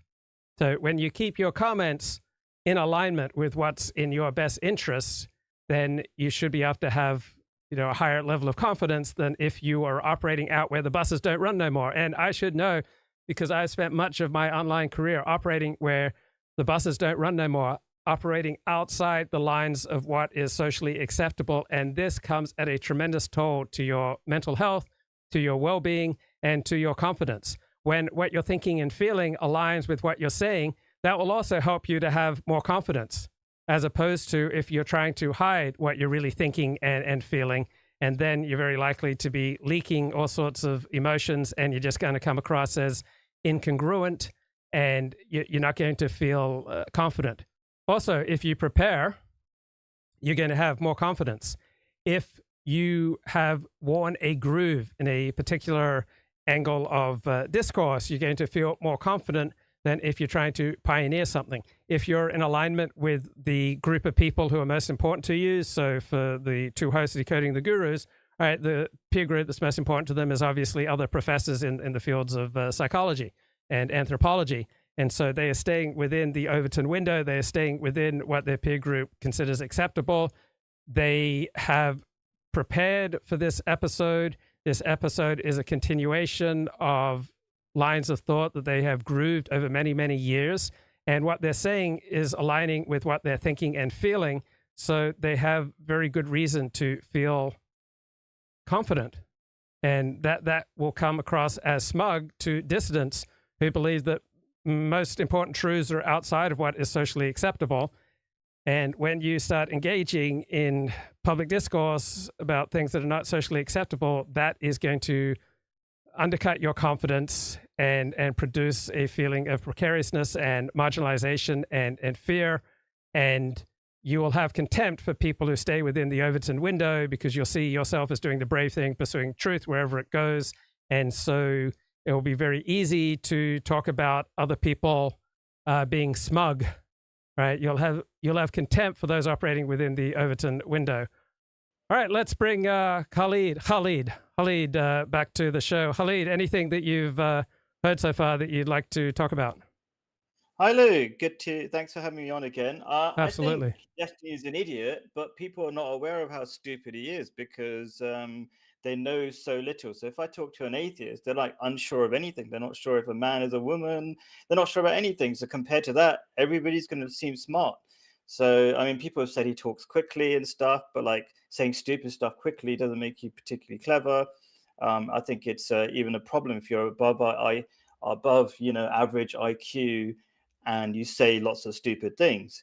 But, I mean, just because he's popular, it's not a sign that he's actually intelligent. He's just saying things that are maybe a little bit, I don't know, different, and people go, wow, how are you so brave to say stuff? Because most white men are like little girls at the moment. They're too scared to say anything of any use because they don't stand for anything. So maybe compared to that, they feel, oh, like that guy's brave, he's got something to say. And also, where did he come from? I think he's just a Twitch streamer. Like, he was probably playing computer games and making comments, and maybe he got popular with some kids, right? When I say kids, maybe young 20 something, and then he got lots of views, and then that kind of snowballed.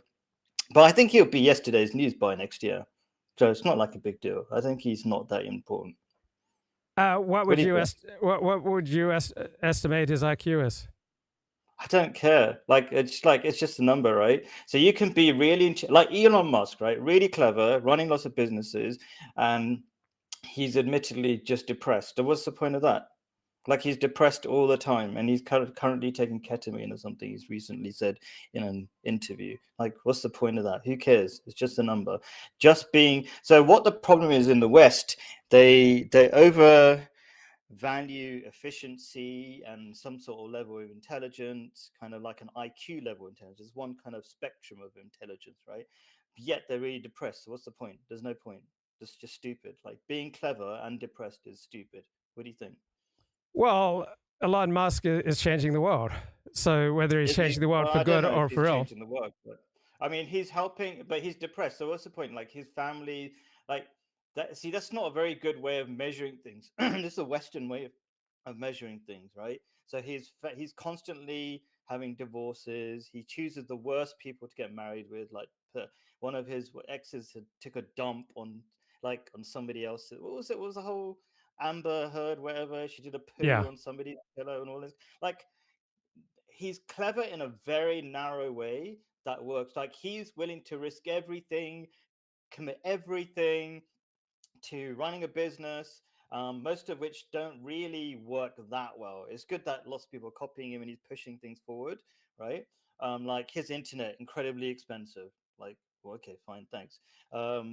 I think people are copying his cars now, so he's going to be overtaken. It's good that he started off a movement, but like his cars are still incredibly expensive. So it's nice that people like, you know, boost him up and say how he's doing a wonderful job and stuff like.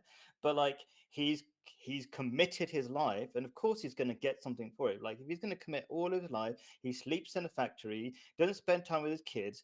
One of his kids are trans and doesn't like him and all this kind of stuff. He's getting divorced all the time.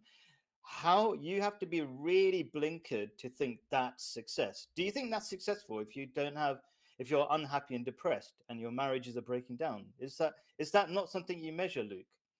It is not the only thing that you measure, right? That has importance, but it's not the only thing that you measure. All right, if you are developing important technology or you've built the biggest car company in the world in terms of the financial value, that is another measure of success. Success is not just measured on one thing. Be careful about all of that. I'm a big Elon fan in many ways, right? Kind of reducing that because now he's become like a Zionist and all. I mean, basically sold to Zionism, and you do anything, right, for money. Now it looks like I think people loved him before because he stood for something, and now he's like, yeah, I'll just shake hands with Netanyahu and do whatever you want, and don't say anything about the Palestinians and all this crap that's going on at the moment, right? So like people, my point is that people and he said this himself, overvalued the price of his companies, right? So if you overvalue it, then he becomes one of the richest people, right? Okay, it's just people supported him, like it sounds, you know, but they supported him because they thought he was a nice guy, he stood for something, but he's got mental problems, he's depressed, he's working really hard, he's solving certain things, that's great, but you know, he might be yesterday's news by sometime in the future if he's 50 something, 60 something, working like a crazy person and all his personal life's breaking down. Wouldn't be surprised if he fell apart after a short while. If he shouldn't get too excited. If he dropped dead right now, he would still go down as. He'll have a mental health. He already has mental health problems. It wouldn't be surprising if everything went sour for him. Okay, let me make my point. So if he dropped dead right now, he would still go down as one of the 500 most important people of, say, the past 2 decades. Would you agree with that? Business is actually currently, it's great that people are buying Teslas at like £100,000, right? Somehow people can afford that. I don't know how, right? I mean, are there cheaper Teslas? Yes, there are Teslas. You can buy a Tesla in the United States for, I think, $35,000 or $40,000, or at least you're able to recently. Cool. Okay, he's done some good stuff, right? Okay, but like, sure. I mean, yeah, the most important people, I don't know. Good for him. How can I say, like, in terms of, he will have an impact, sure. The most important person, I'm not sure. I don't know. Technology was always going to move forwards anyway. I don't know. I think we overvalue some of these people. Right, but here's what I think you're doing, and it's something that I do too. So let's say I do a live stream, and let's say at the end of the live stream, only 5 people have watched it. I would then tell myself, yeah, but I discussed a really important topic, and there's a high likelihood that because what I was presenting was so intellectually challenging, that it's highly likely that some component of those 5 people who watch my live stream are also morally rigorous, intellectually rigorous people. And so I just appealed to an elite audience rather than a popular audience. On the other hand, I've sometimes done live streams and I've had 5,000 people have watched by the end of the live stream. And then I'll tell myself, oh man, that was fantastic live stream. I had an enormous audience. I had 5,000 people. So I will filter whatever happens to me through the filter of whatever helps me to feel best about myself. And I think that we all tend to do this. And every in-group, like whether it's Muslims or Jews or Zionists or capitalists or communists, we all tend to view our in-group as the ultimate in-group, the insider group of all insiders, the one with the most significant role to play on Earth. And so I assume that you have a pretty happy life and that there are many parts of your life that you justifiably feel proud of. And so you look at your actions and the world around you in terms of where you come out really well, just like I do the same thing. And so I think this is what's going on. So a lot of my most popular videos are the most stupid videos, right? So I don't think, oh, more videos, therefore it's better. Like I just go, I actually like, I'm a friend of Claire's and I've told Claire this year I'm trying to get less views, more quality. Like I've had way more views in the past, but I'm kind of focusing on more important people, making more of an impact for people who actually care. So I don't think of things like that. I go by the biblical and Quranic idea of if you save one life, it's like saving all of humanity, right? That's how I see it. So if I can change one person's life, that's what I'm interested in. I don't change. I don't keep changing like you're suggesting in terms of how I measure my live streams. So you don't continually change and understand your actions and your words in terms of what will enable you to feel best about yourself. No. So I don't continue. I do try to make my videos more impactful, whatever, but I don't measure it solely based on views, because I know lots of people go for things that are shallow just because I don't purposely make a video shallow, but sometimes if somebody's like, especially when I was debating in London in Speaker's Corner, there's a famous debate place, and if somebody's being really rude to me, the views would go up, or the quality of the debate would be like 0, but I'll still upload it anyway and I'll still get loads of views, but that's not what I was interested in. So I don't adapt because I do have clear, I would like to say I've got clear principles, and I've actually worked to, if I wanted to get more views, I know I could choose certain titles and stuff like that, and I don't do that.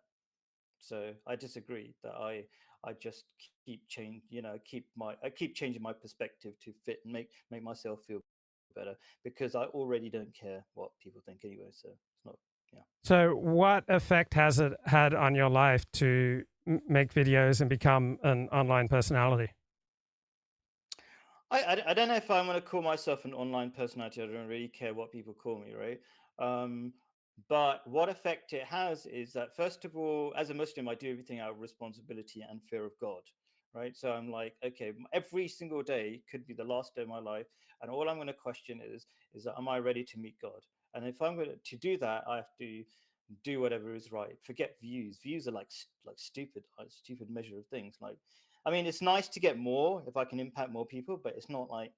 But I know, like the Quran teaches, for example, if you follow the majority, you'll be led away from the truth, right? And they depend on lies and conjecture, right? That's the verse of the Quran. So essentially, the Quran says, don't worry about the majority. They're always stupid, right? They're based their ideas on conjecture and lies. So that's never really a concern of mine. So I'm not concerned about what people think about me. I'm just concerned about if I'm doing the right thing every single day. And that's success as well. Like, people in the West have a very distorted, confused, and harmful idea of success. The idea of success is to be better than some other people, to have arbitrary number of views and all this kind of stuff. And that never makes people happy. My idea of success, and I can have it every day, which makes me happy every day, is if I make somebody's life a little bit better in some small way. That's it. And are there areas where you need to grow?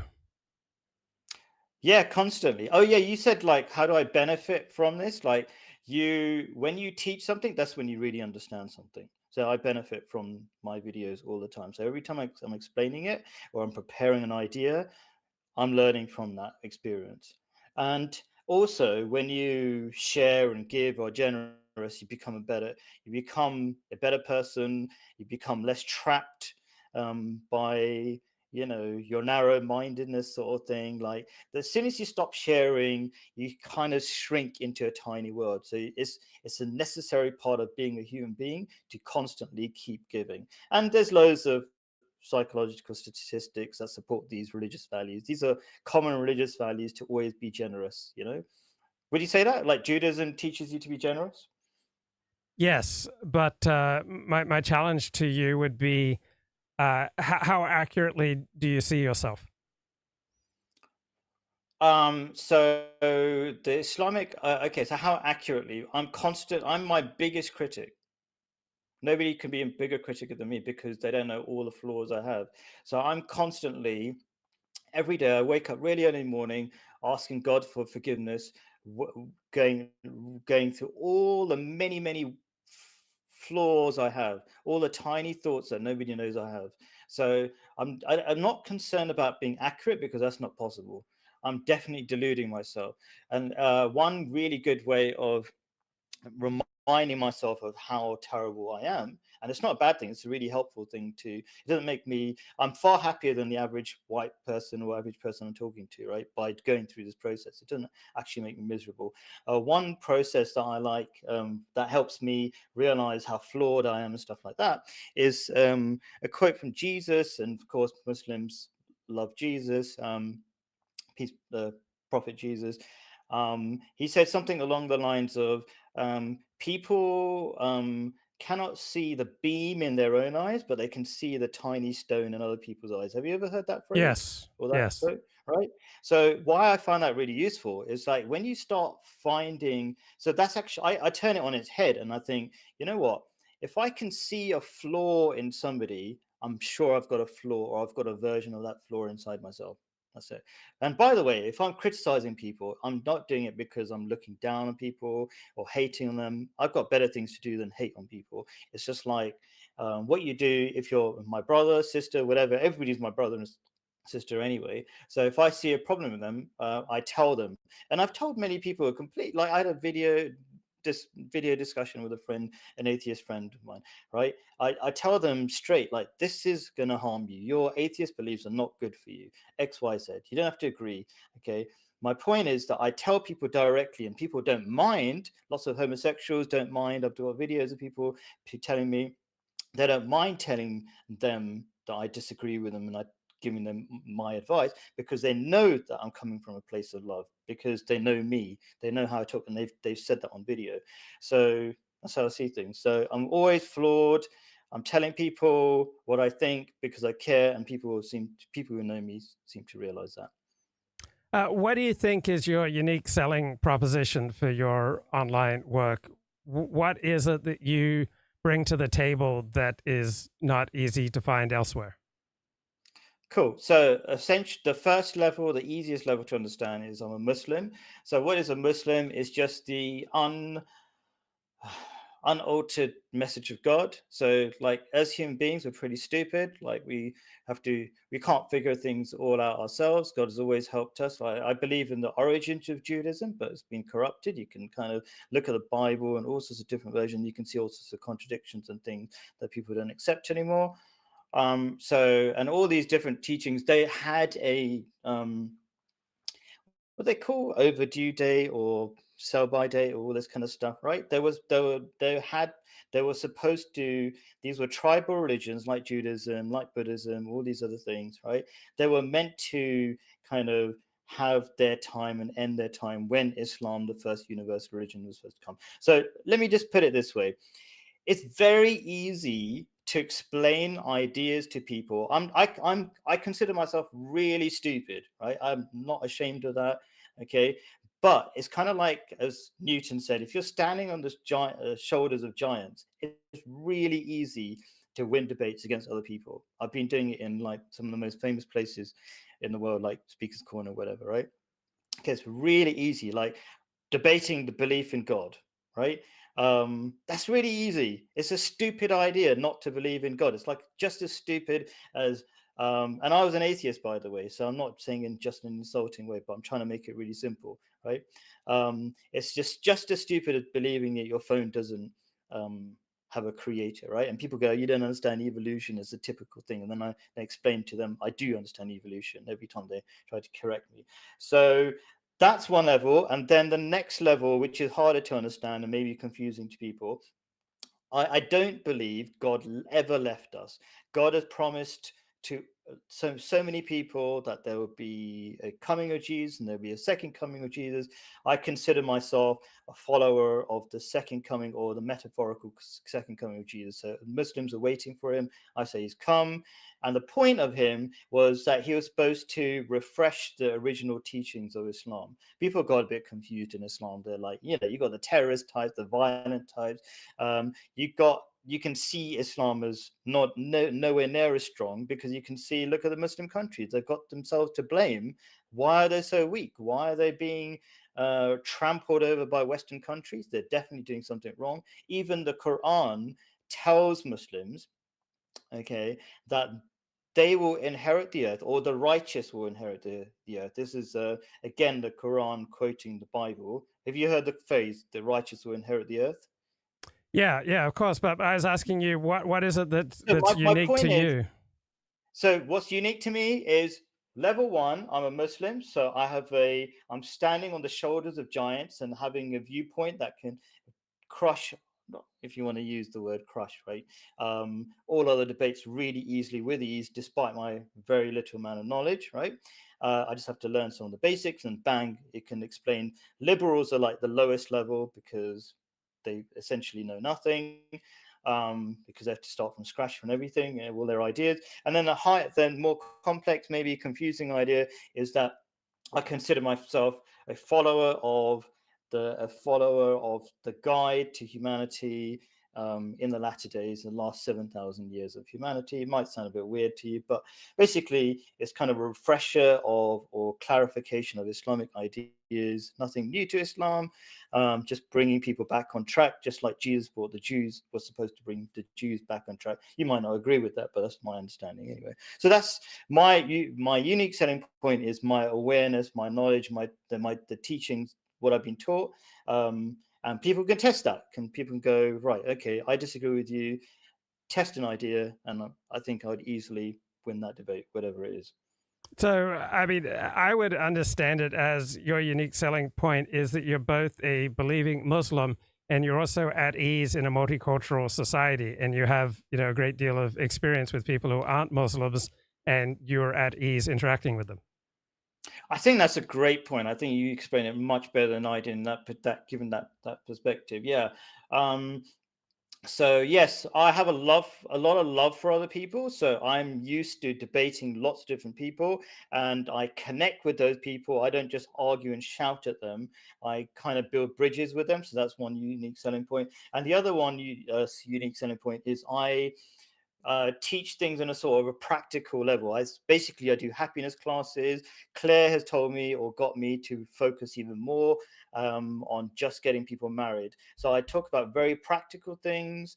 And most Muslims don't do that. Most Muslims are stuck on theological ideas. They don't really talk about practicalities of how to chat up, talk to a lady, how to be a good husband, find a good wife.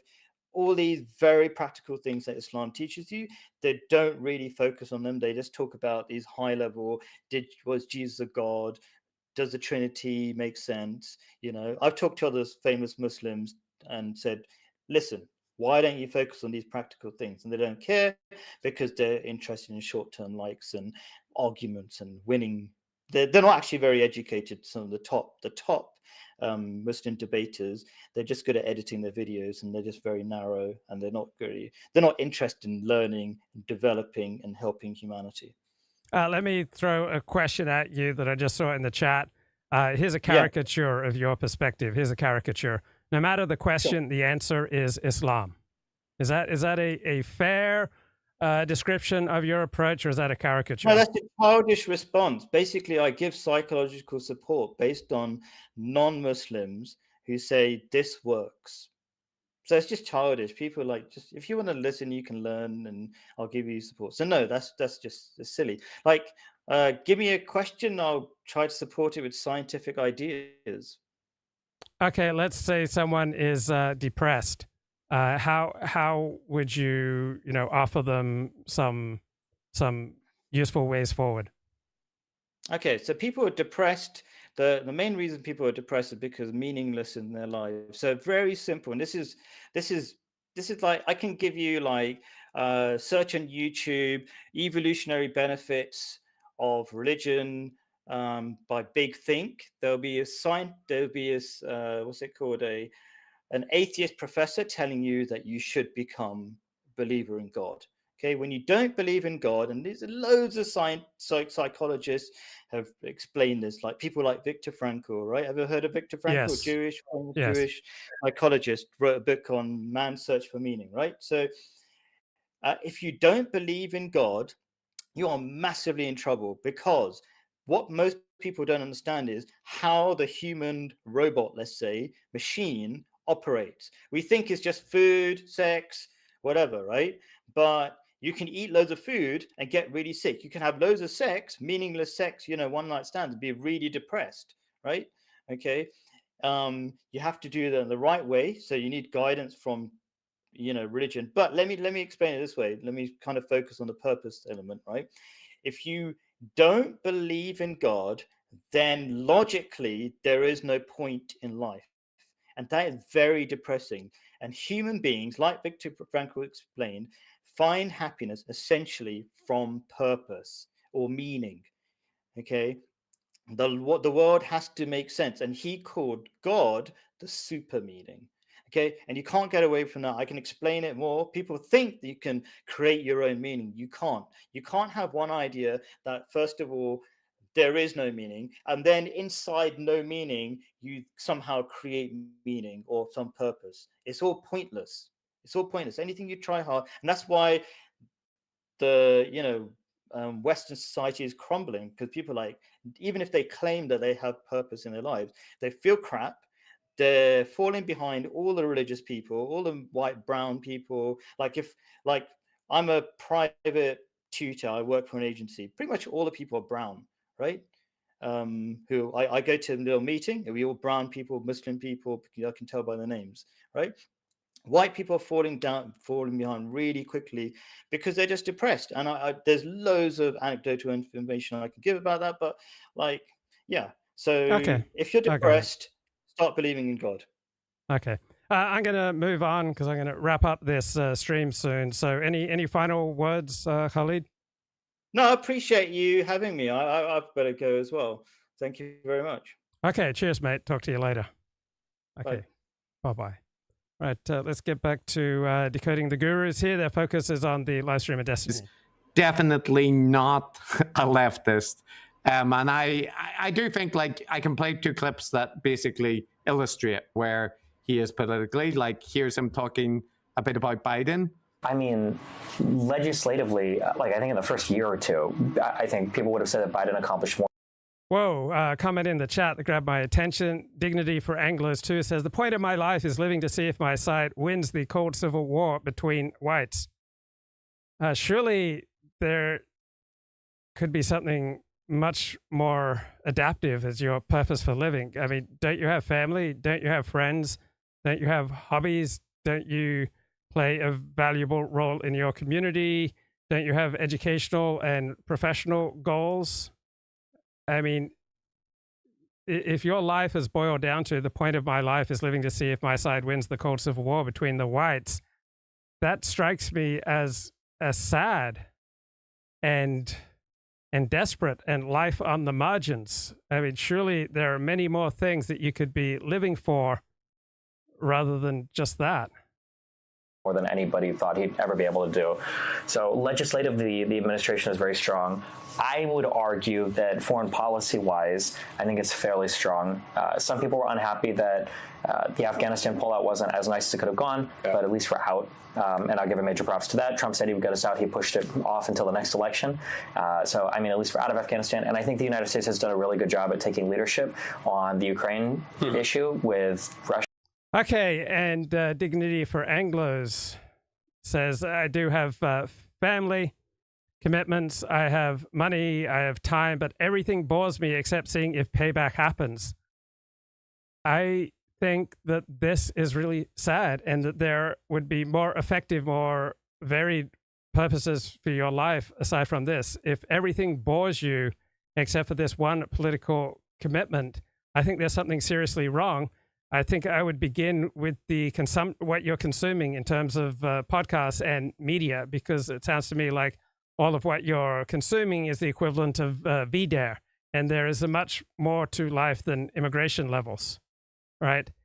It's like the person who would tell me everything bores me except watching pornography, or everything bores me except religion, right? I would say that you have to go out into the world and start exploring more of life and become passionate about as much of life as possible, aside from just this one narrow political area.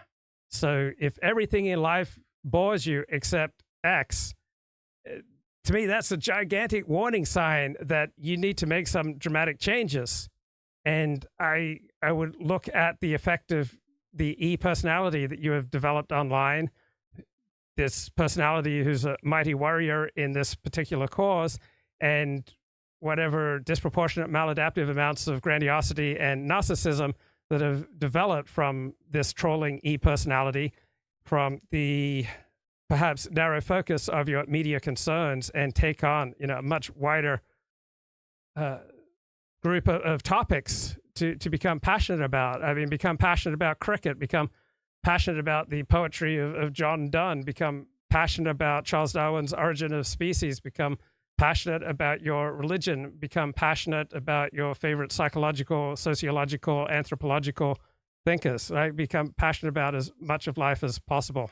But then that's contentious among people on the very far left, and then a lot of people on the right. So yeah, and then also there were like early day successes as well. Like I think we buoyed the economy pretty well for COVID. He got the 100 million vaccinations in like half the time he said he would, even though maybe that's not 100%, Biden's credit. But in terms of like on leadership, I think that he has the demeanor of a president, which is nice to not have to look at Twitter. Okay, so this idea that Joe Biden has the demeanor of a president. Right, the only person who is more outrageous and personality ill-formed for the presidency after Donald Trump is Joe Biden. Steve Saylor makes the point that Biden is a politician with a personality most similar to Donald Trump. Right, Joe Biden does not have the cool of Barack Obama, and Joe Biden's foreign policy, I think, is the greatest disaster of Biden's presidency. It's massively increased the chances for a conflagration. Completely unnecessarily. He has unnecessarily involved us in the war over Ukraine and in the war between Israel and Hamas. So I think the worst thing Biden has done is his foreign policy. I think it's been a total disaster.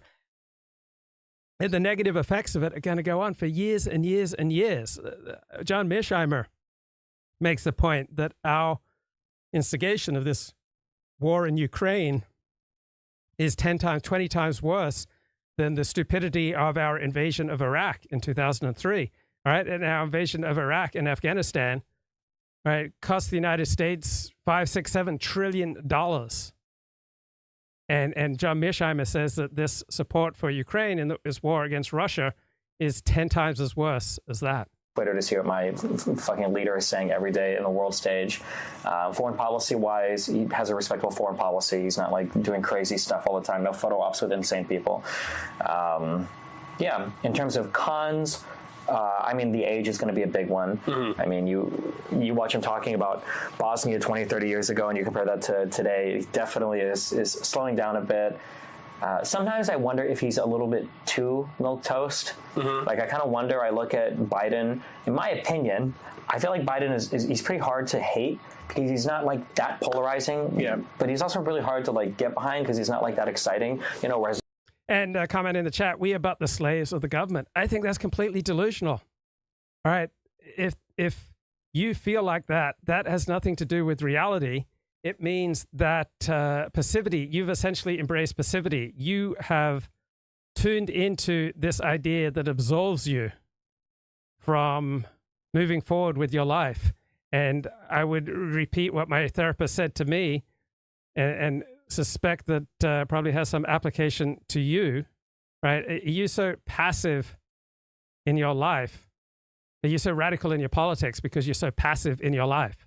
Right? If you were building a life, right? If you were moving forward in your life, if you weren't so passive in your life, I don't think you would be so attracted to an outlook on the world that justifies your passivity, right? I think you have chosen radical politics because you are neglecting your real life.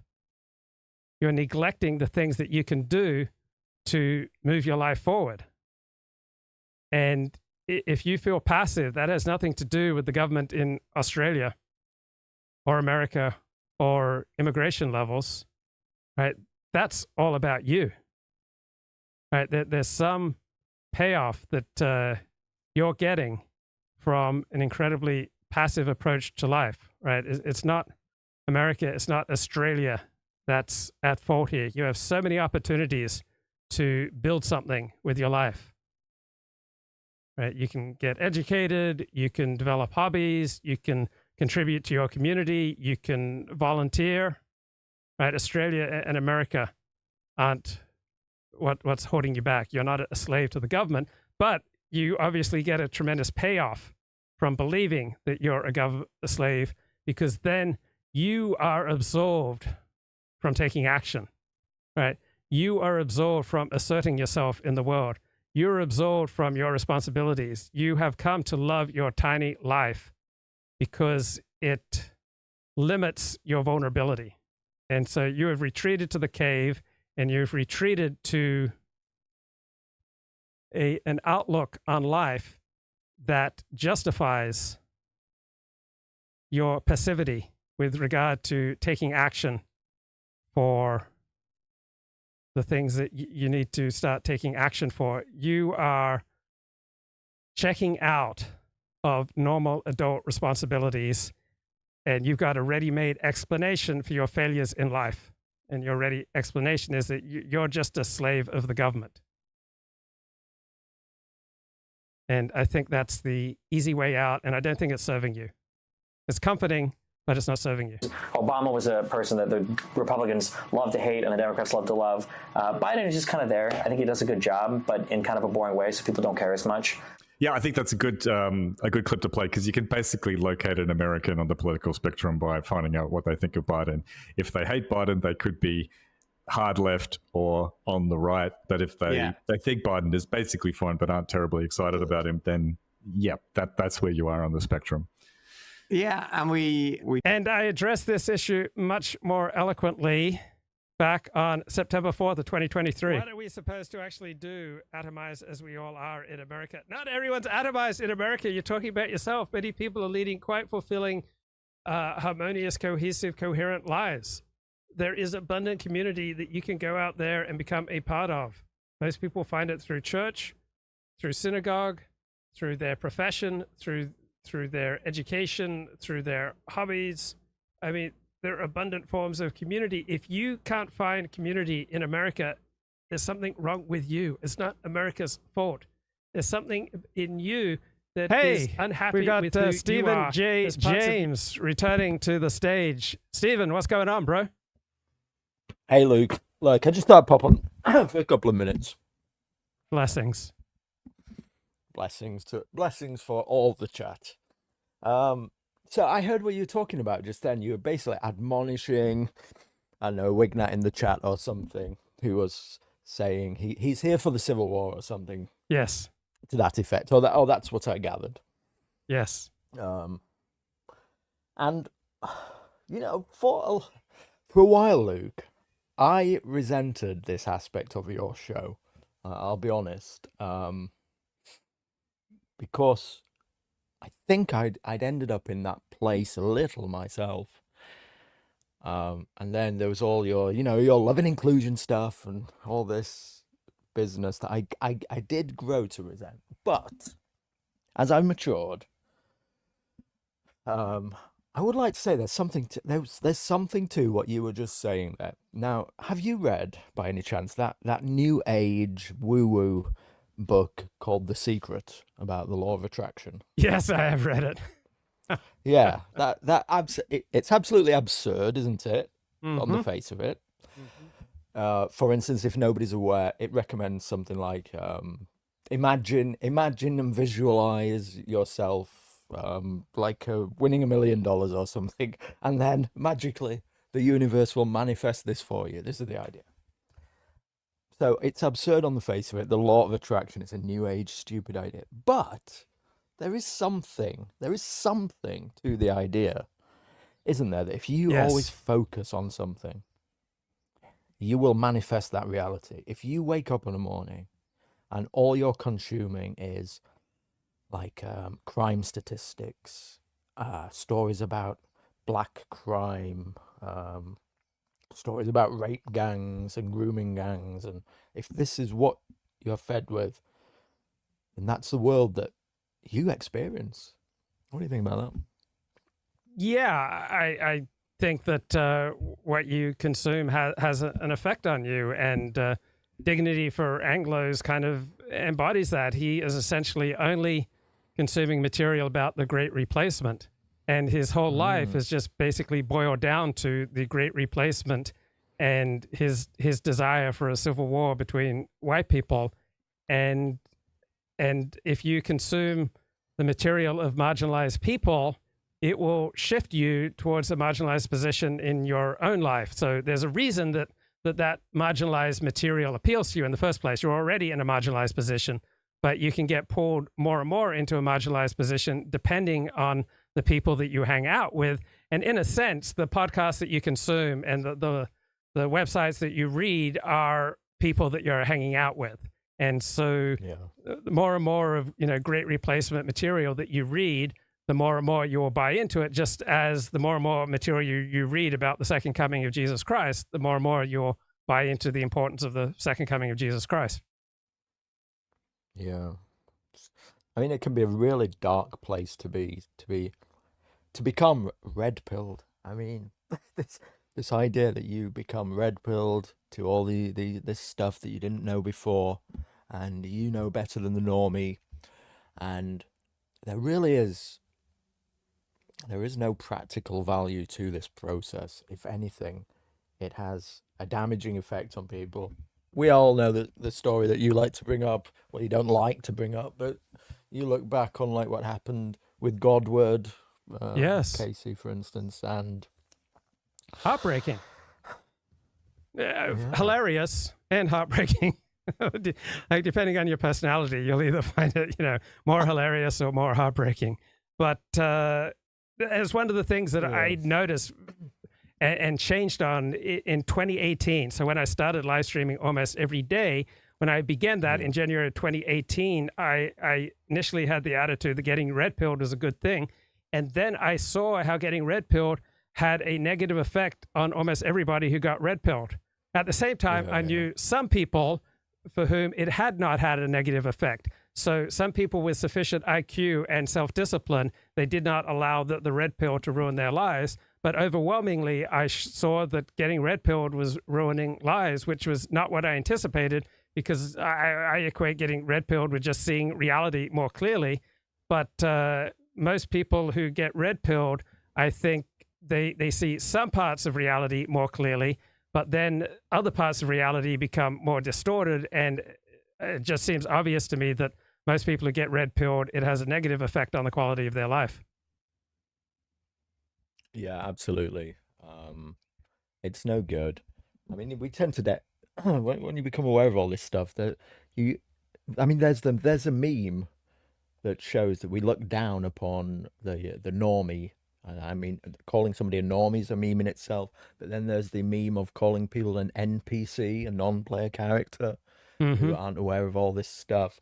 But really, the normie sails through life without really ever being affected by any of these issues, and they somewhat lead productive lives. Now, I'm not going to say that there aren't some benefits to becoming aware of these things, of course, and I'm not going to put down people who choose to do some productive activism towards attempting to influence political policy in a good direction. I think that's a worthy cause, but I do think I do think you have been vindicated to the extent where, you can really lead to a harmful life. And your catchphrase really caught on about marginalized movements leading to attracting marginalized people. So I just came on to say I think you're right about this, and I think whatever his name is, Wignat number 7. Dignity, dignity for Anglos. Yeah, dignity for Anglos. There. I mean, what a name. I'm sure he's a great guy. But yeah. There's an analogy. There's an analogy here in Judaism. In traditional Judaism, you're not supposed to study Jewish mysticism, Kabbalah, unless you're at least 40 years of age, married, and with children. And perhaps people should not take the red pill unless they are over 40, married, and with kids. Is that because if you study it before, it will turn you into David, basically? If you study it before that, the odds are too high that it will have a maladaptive role in your life. Yeah.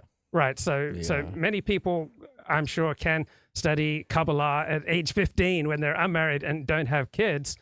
But overwhelmingly, there are certain topics that seem to suck people in a downward direction.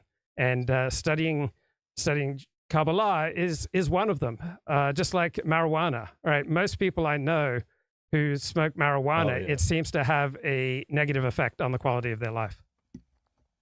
Yeah, and the worst thing about that is they don't notice it, and suddenly 15 years have slipped by, and they're still sat on their sofa, not realizing this. This is basically what happened to all my friend group, to be honest. My old friend group, I went a different direction. I went into sports, and then 10 years slipped by and I didn't realize. But whether one has been more productive than the other is questionable. But yeah, it's interesting what you say about the Kabbalah and that. Do you think that you have an addictive personality where you have a psychological predisposition towards seizing on one thing to give your life meaning? And so for many years it was sport, and you right now you may feel tempted where you're at in life to seize on one thing to give your life meaning. Sure. Look, the thing for me, if I'm being brutally honest, was that I felt inferior intellectually, or I felt like I couldn't compete, or the academic stuff wasn't for me. But I realized I could excel in sports. I used to win all the games and all the competitions. I suddenly realized here's an area where I can excel. So I put everything into that. Yeah, and so do I. I mean, I'm the same way. I ran 5 marathons when I was age 12 because it made me special. And then I got into journalism in 8th grade because it made me special. I got to interview professional football players and the like. And then I got into blogging on the porn industry because I imagined it made me special. And then I got into live streaming about the alt-right because I believed that it made me special. So we all tend to do those things that enable us to feel special. But there are adaptive and there are maladaptive ways of going about this. So much of what I've done, perhaps most of what I've done to feel special, have not really served me. And I would have been better off going in a more normie and conventional direction of paying great attention to my education, for example. Yeah, or a career, an actual conventional normie career path, and working at that consistently. Basically, like I'm sure your parents told you to do, or your school teachers told you to do, or your career advisor told you to do, and you'll have had many of your peers who'll have gone off and put the equivalent effort into doing something practical, like working their way up through an accounting company or something like that I just could not bear to do. And you're not capable of doing, I would wager, without medication for your ADHD. Absolutely not. Yeah. Like right now, unmedicated, you don't have that many options in life. No. It's true. true. This is the pep talk about getting on the drugs again, isn't it? I did hear a bit of the caller that was calling Skoto, was it? Yes. He was calling in earlier. Yeah.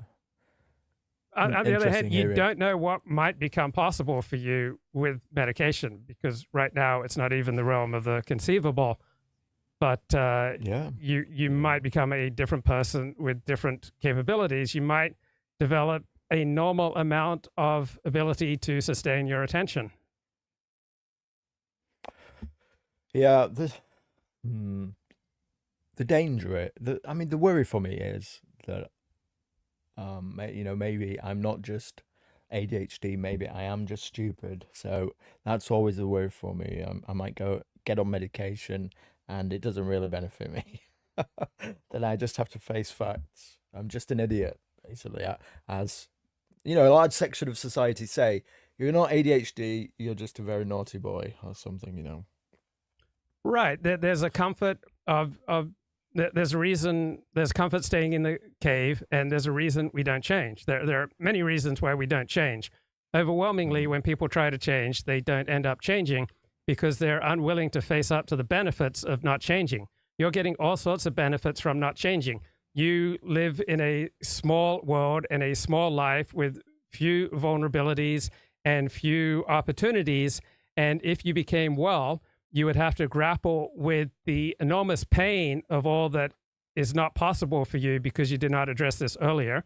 You would have to grapple with the enormous pain of the tremendous amount of opportunities that you now have, and making choices and becoming assertive about your life and taking action and being less passive in your life is also painful. And you get to avoid that by staying in the cave of your presumably ADHD. You're getting tremendous payoffs from the comforting, passive way that you're currently conducting your life. And until you come to terms with all the payoffs and the comfort that you're getting from your passivity, you're not going to change. Only when the pain of your current path outweighs the pain of doing something different will you finally take action.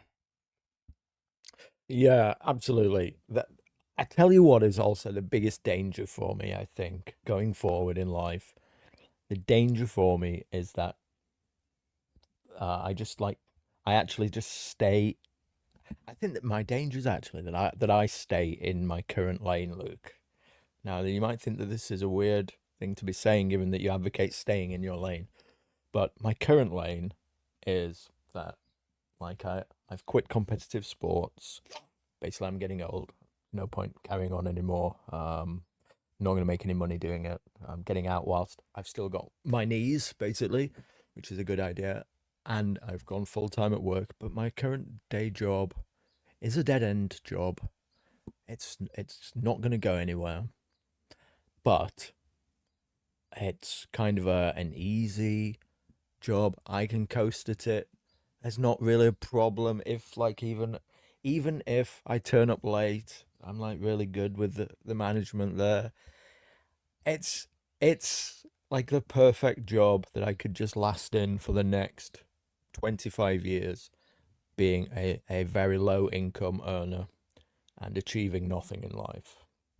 So this is like a quandary that I'm faced with. What do I do? And you'll know yourself that ADHD is something that will almost certainly, unless I really, really find a way to kick myself out of the backside, is something that will cause me to do nothing about my current situation and just coast. Yeah, you won't do anything about your current situation until the pain of your current situation outweighs the pain of doing something different. So when you get sufficient pain... But what if there's no pain? Yeah, what if there's no pain? What if there isn't any? Right, then you're not going to change until you get in touch with the pain. It's a life of mediocrity, isn't it? No. Yeah, it's a deformed life. It's life kind of in a cave. It's a very small life where you've minimized your vulnerabilities. Yeah. So I need to get lucky. I need to either win a lottery ticket, or I need to buy a stock that can go to 100,000 times X, or Well, something like there's no this. external solution for an internal problem. What you're grappling with is an internal problem. It may well primarily be a biological and physiological problem for which there is no other primary answer other than a biological and physiological answer. If what you're primarily grappling with is a psychological problem, there's in all likelihood, most likely a psychological answer. If you're primarily grappling with a moral problem, then there's a moral answer. If you're grappling with a religious problem, there's likely a religious problem. It sounds to me like you're primarily grappling with a biological and physiological problem, but whatever the exact nature of your problem is, I can guarantee you that there's no external solution to it. Yeah. What about this for a solution? I have taken some external advice, and one person's advised me that what I need is, in fact, Islam. What do you think about that? I don't believe there's a religious solution to your internal problem. I don't believe there's a moral solution. I don't believe there is a will solution. I don't believe that you can will yourself to a better life. I don't believe there's a discipline solution. I don't believe that you can implement a series of disciplines that are going to substantially turn your life around. I believe there's only a contemplation answer, where you contemplate the cost of your current approach to life, what it has robbed from you, and how it has harmed you, and how it has harmed people around you. And once you become overwhelmed by the price you have paid for your current path, then you'll start constructing possible alternative paths, and then you'll play them out in your head. And then eventually you'll seize on a path forward that you think is most likely to be productive for you. And then after that kind of contemplation, after that kind of accounting of the soul, you will move forward and do something different. Elliot says I need to take his advice. You know, Elliot actually, right? I hope he doesn't mind me saying this. Elliot actually DM'd me with like a job opportunity of some kind, and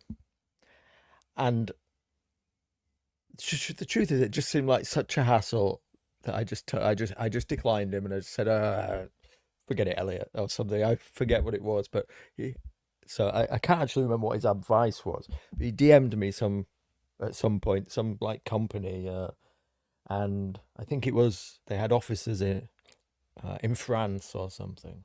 I won't say what it was or anything. I won't dox it, Elliot. Don't worry. But he was trying. You know, Elliot is a good guy. We all know this. And you just reached out on a DM and sent me this information. I know somebody who works at this company. Blah blah blah blah. You could maybe get an interview here.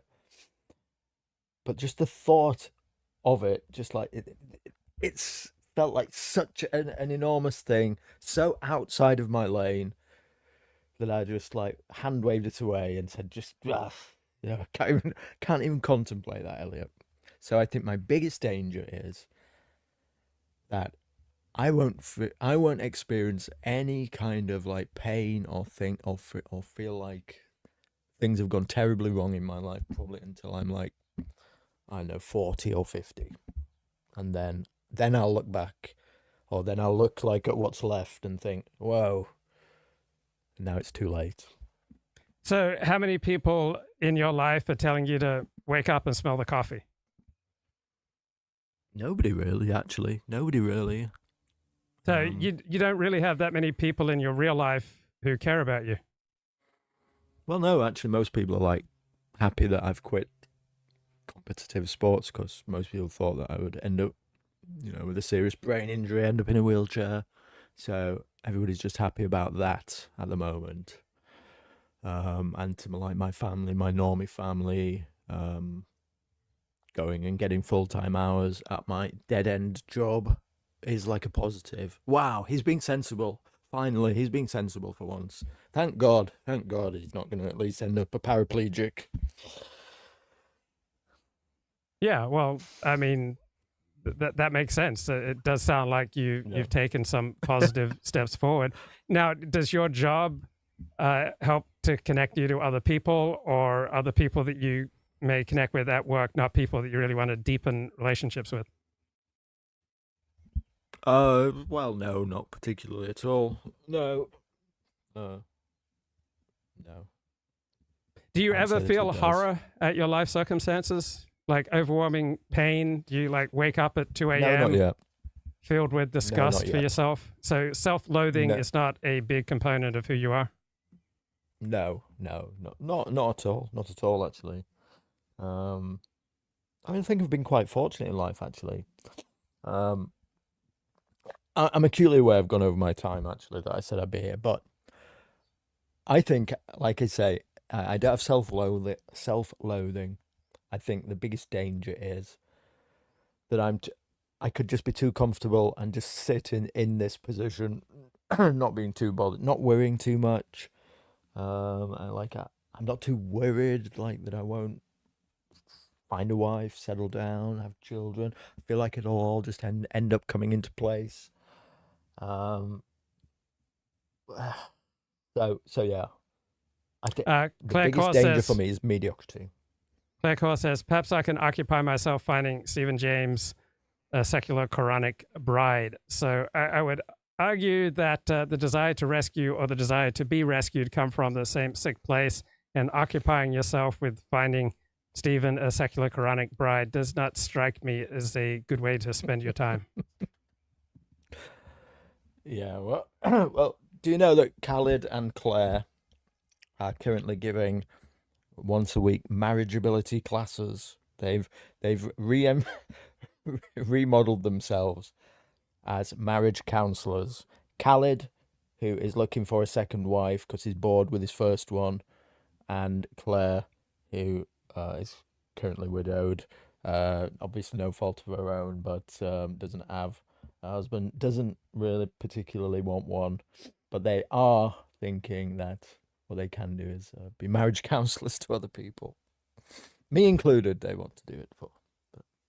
Well, there are probably worse ways you can spend your time. Yes, but like I say, I know I was poking fun at old Khalid there, but did you notice his answer actually was Islam to your question? You asked him, Khalid, what do you think of this caricature that somebody says, no matter the question, the answer is Islam? How about if I ask you, what about depression? His answer was Islam. Yes. So, yeah. Anyway. All right, Luke, that's all I've got for you today. Cheers, mate. Thanks for having me on. Appreciate it. See you later. Bye-bye. See ya. You who can't accept who you are, therefore, because you can't accept who you are, other people are going to have a hard time accepting who you are. So you are isolated. You feel peripheral and marginal, but it's not because of America. It's because of things going on with you. There are certain habits that you have, certain responses to stimuli, certain thought patterns, certain reflexes you have which keep you alienated and isolated and marginalized. That has nothing to do with America. If you are at ease with yourself, you're going to be at ease with other people, right? The greatest resource you can have is to have a rational basis for liking and respecting yourself. If you have a good, solid, rational basis for liking and respecting yourself, other people will naturally like and respect you and will want to be around you, and community will just well up all around you. I say unto thee, a table will be spread for you in the midst of your enemies. If you like yourself, if you have fundamental, fair dinkum, true blue, dinky diet reasons to like yourself, a veritable table will be prepared for you in the presence of your enemies. Your cup will overflow. Goodness and mercy will follow you all the days of your life, and you will live in the house of the Lord forever. But you have to be at ease with yourself. You have to be high functioning. You have to be conscious of what you really think, what you really feel, what you really want, how other people really perceive you, what your real strengths are, who your enemies are, where you get into trouble in life, right? You have to be conscious of what's going on inside of you, outside of you. You have to be conscious of irreconcilable directions, parts of yourself. You have to be conscious of where you're at war with yourself, where you're at war with your family, with your friends. You have to understand to what extent you have played a role in turning other people against you and alienating yourself from your family. Why are you poor?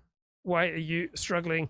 Why are certain types of relationships very difficult for you? Why have you had a hard time, building up community? How have you consistently sabotaged yourself and your own choices? Right? It's not America that is holding you back.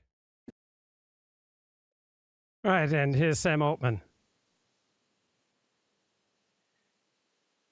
You say that most people overestimate risk and underestimate reward. What do you mean by that? There's a lot of people that don't go start the company or take the job they want to take or try a product idea because they think it's too risky. And then if you really ask them, like, all right, can we unpack that? And can you explain what the risk is and what's going to go wrong? It's like, well, the company might fail. Okay, and then what? Well, then I have to go back to my old job. All right, that seems reasonable. They're like, well, but I'll be a little embarrassed. And I'm like, oh, is that, what's the cost? I think like people view that as a super risky thing, and they view staying in a job where they're not really progressing or learning more or doing new things for 20 years as not risky at all. And to me, that seems catastrophically risky, to like miss out on 20 years of your very limited life and energy to try to do the thing you actually want to do. That seems really risky. But it's not thought of that way. Okay, that's going to do it for me. I'm going to head to the protests at UCLA. I'll talk to you.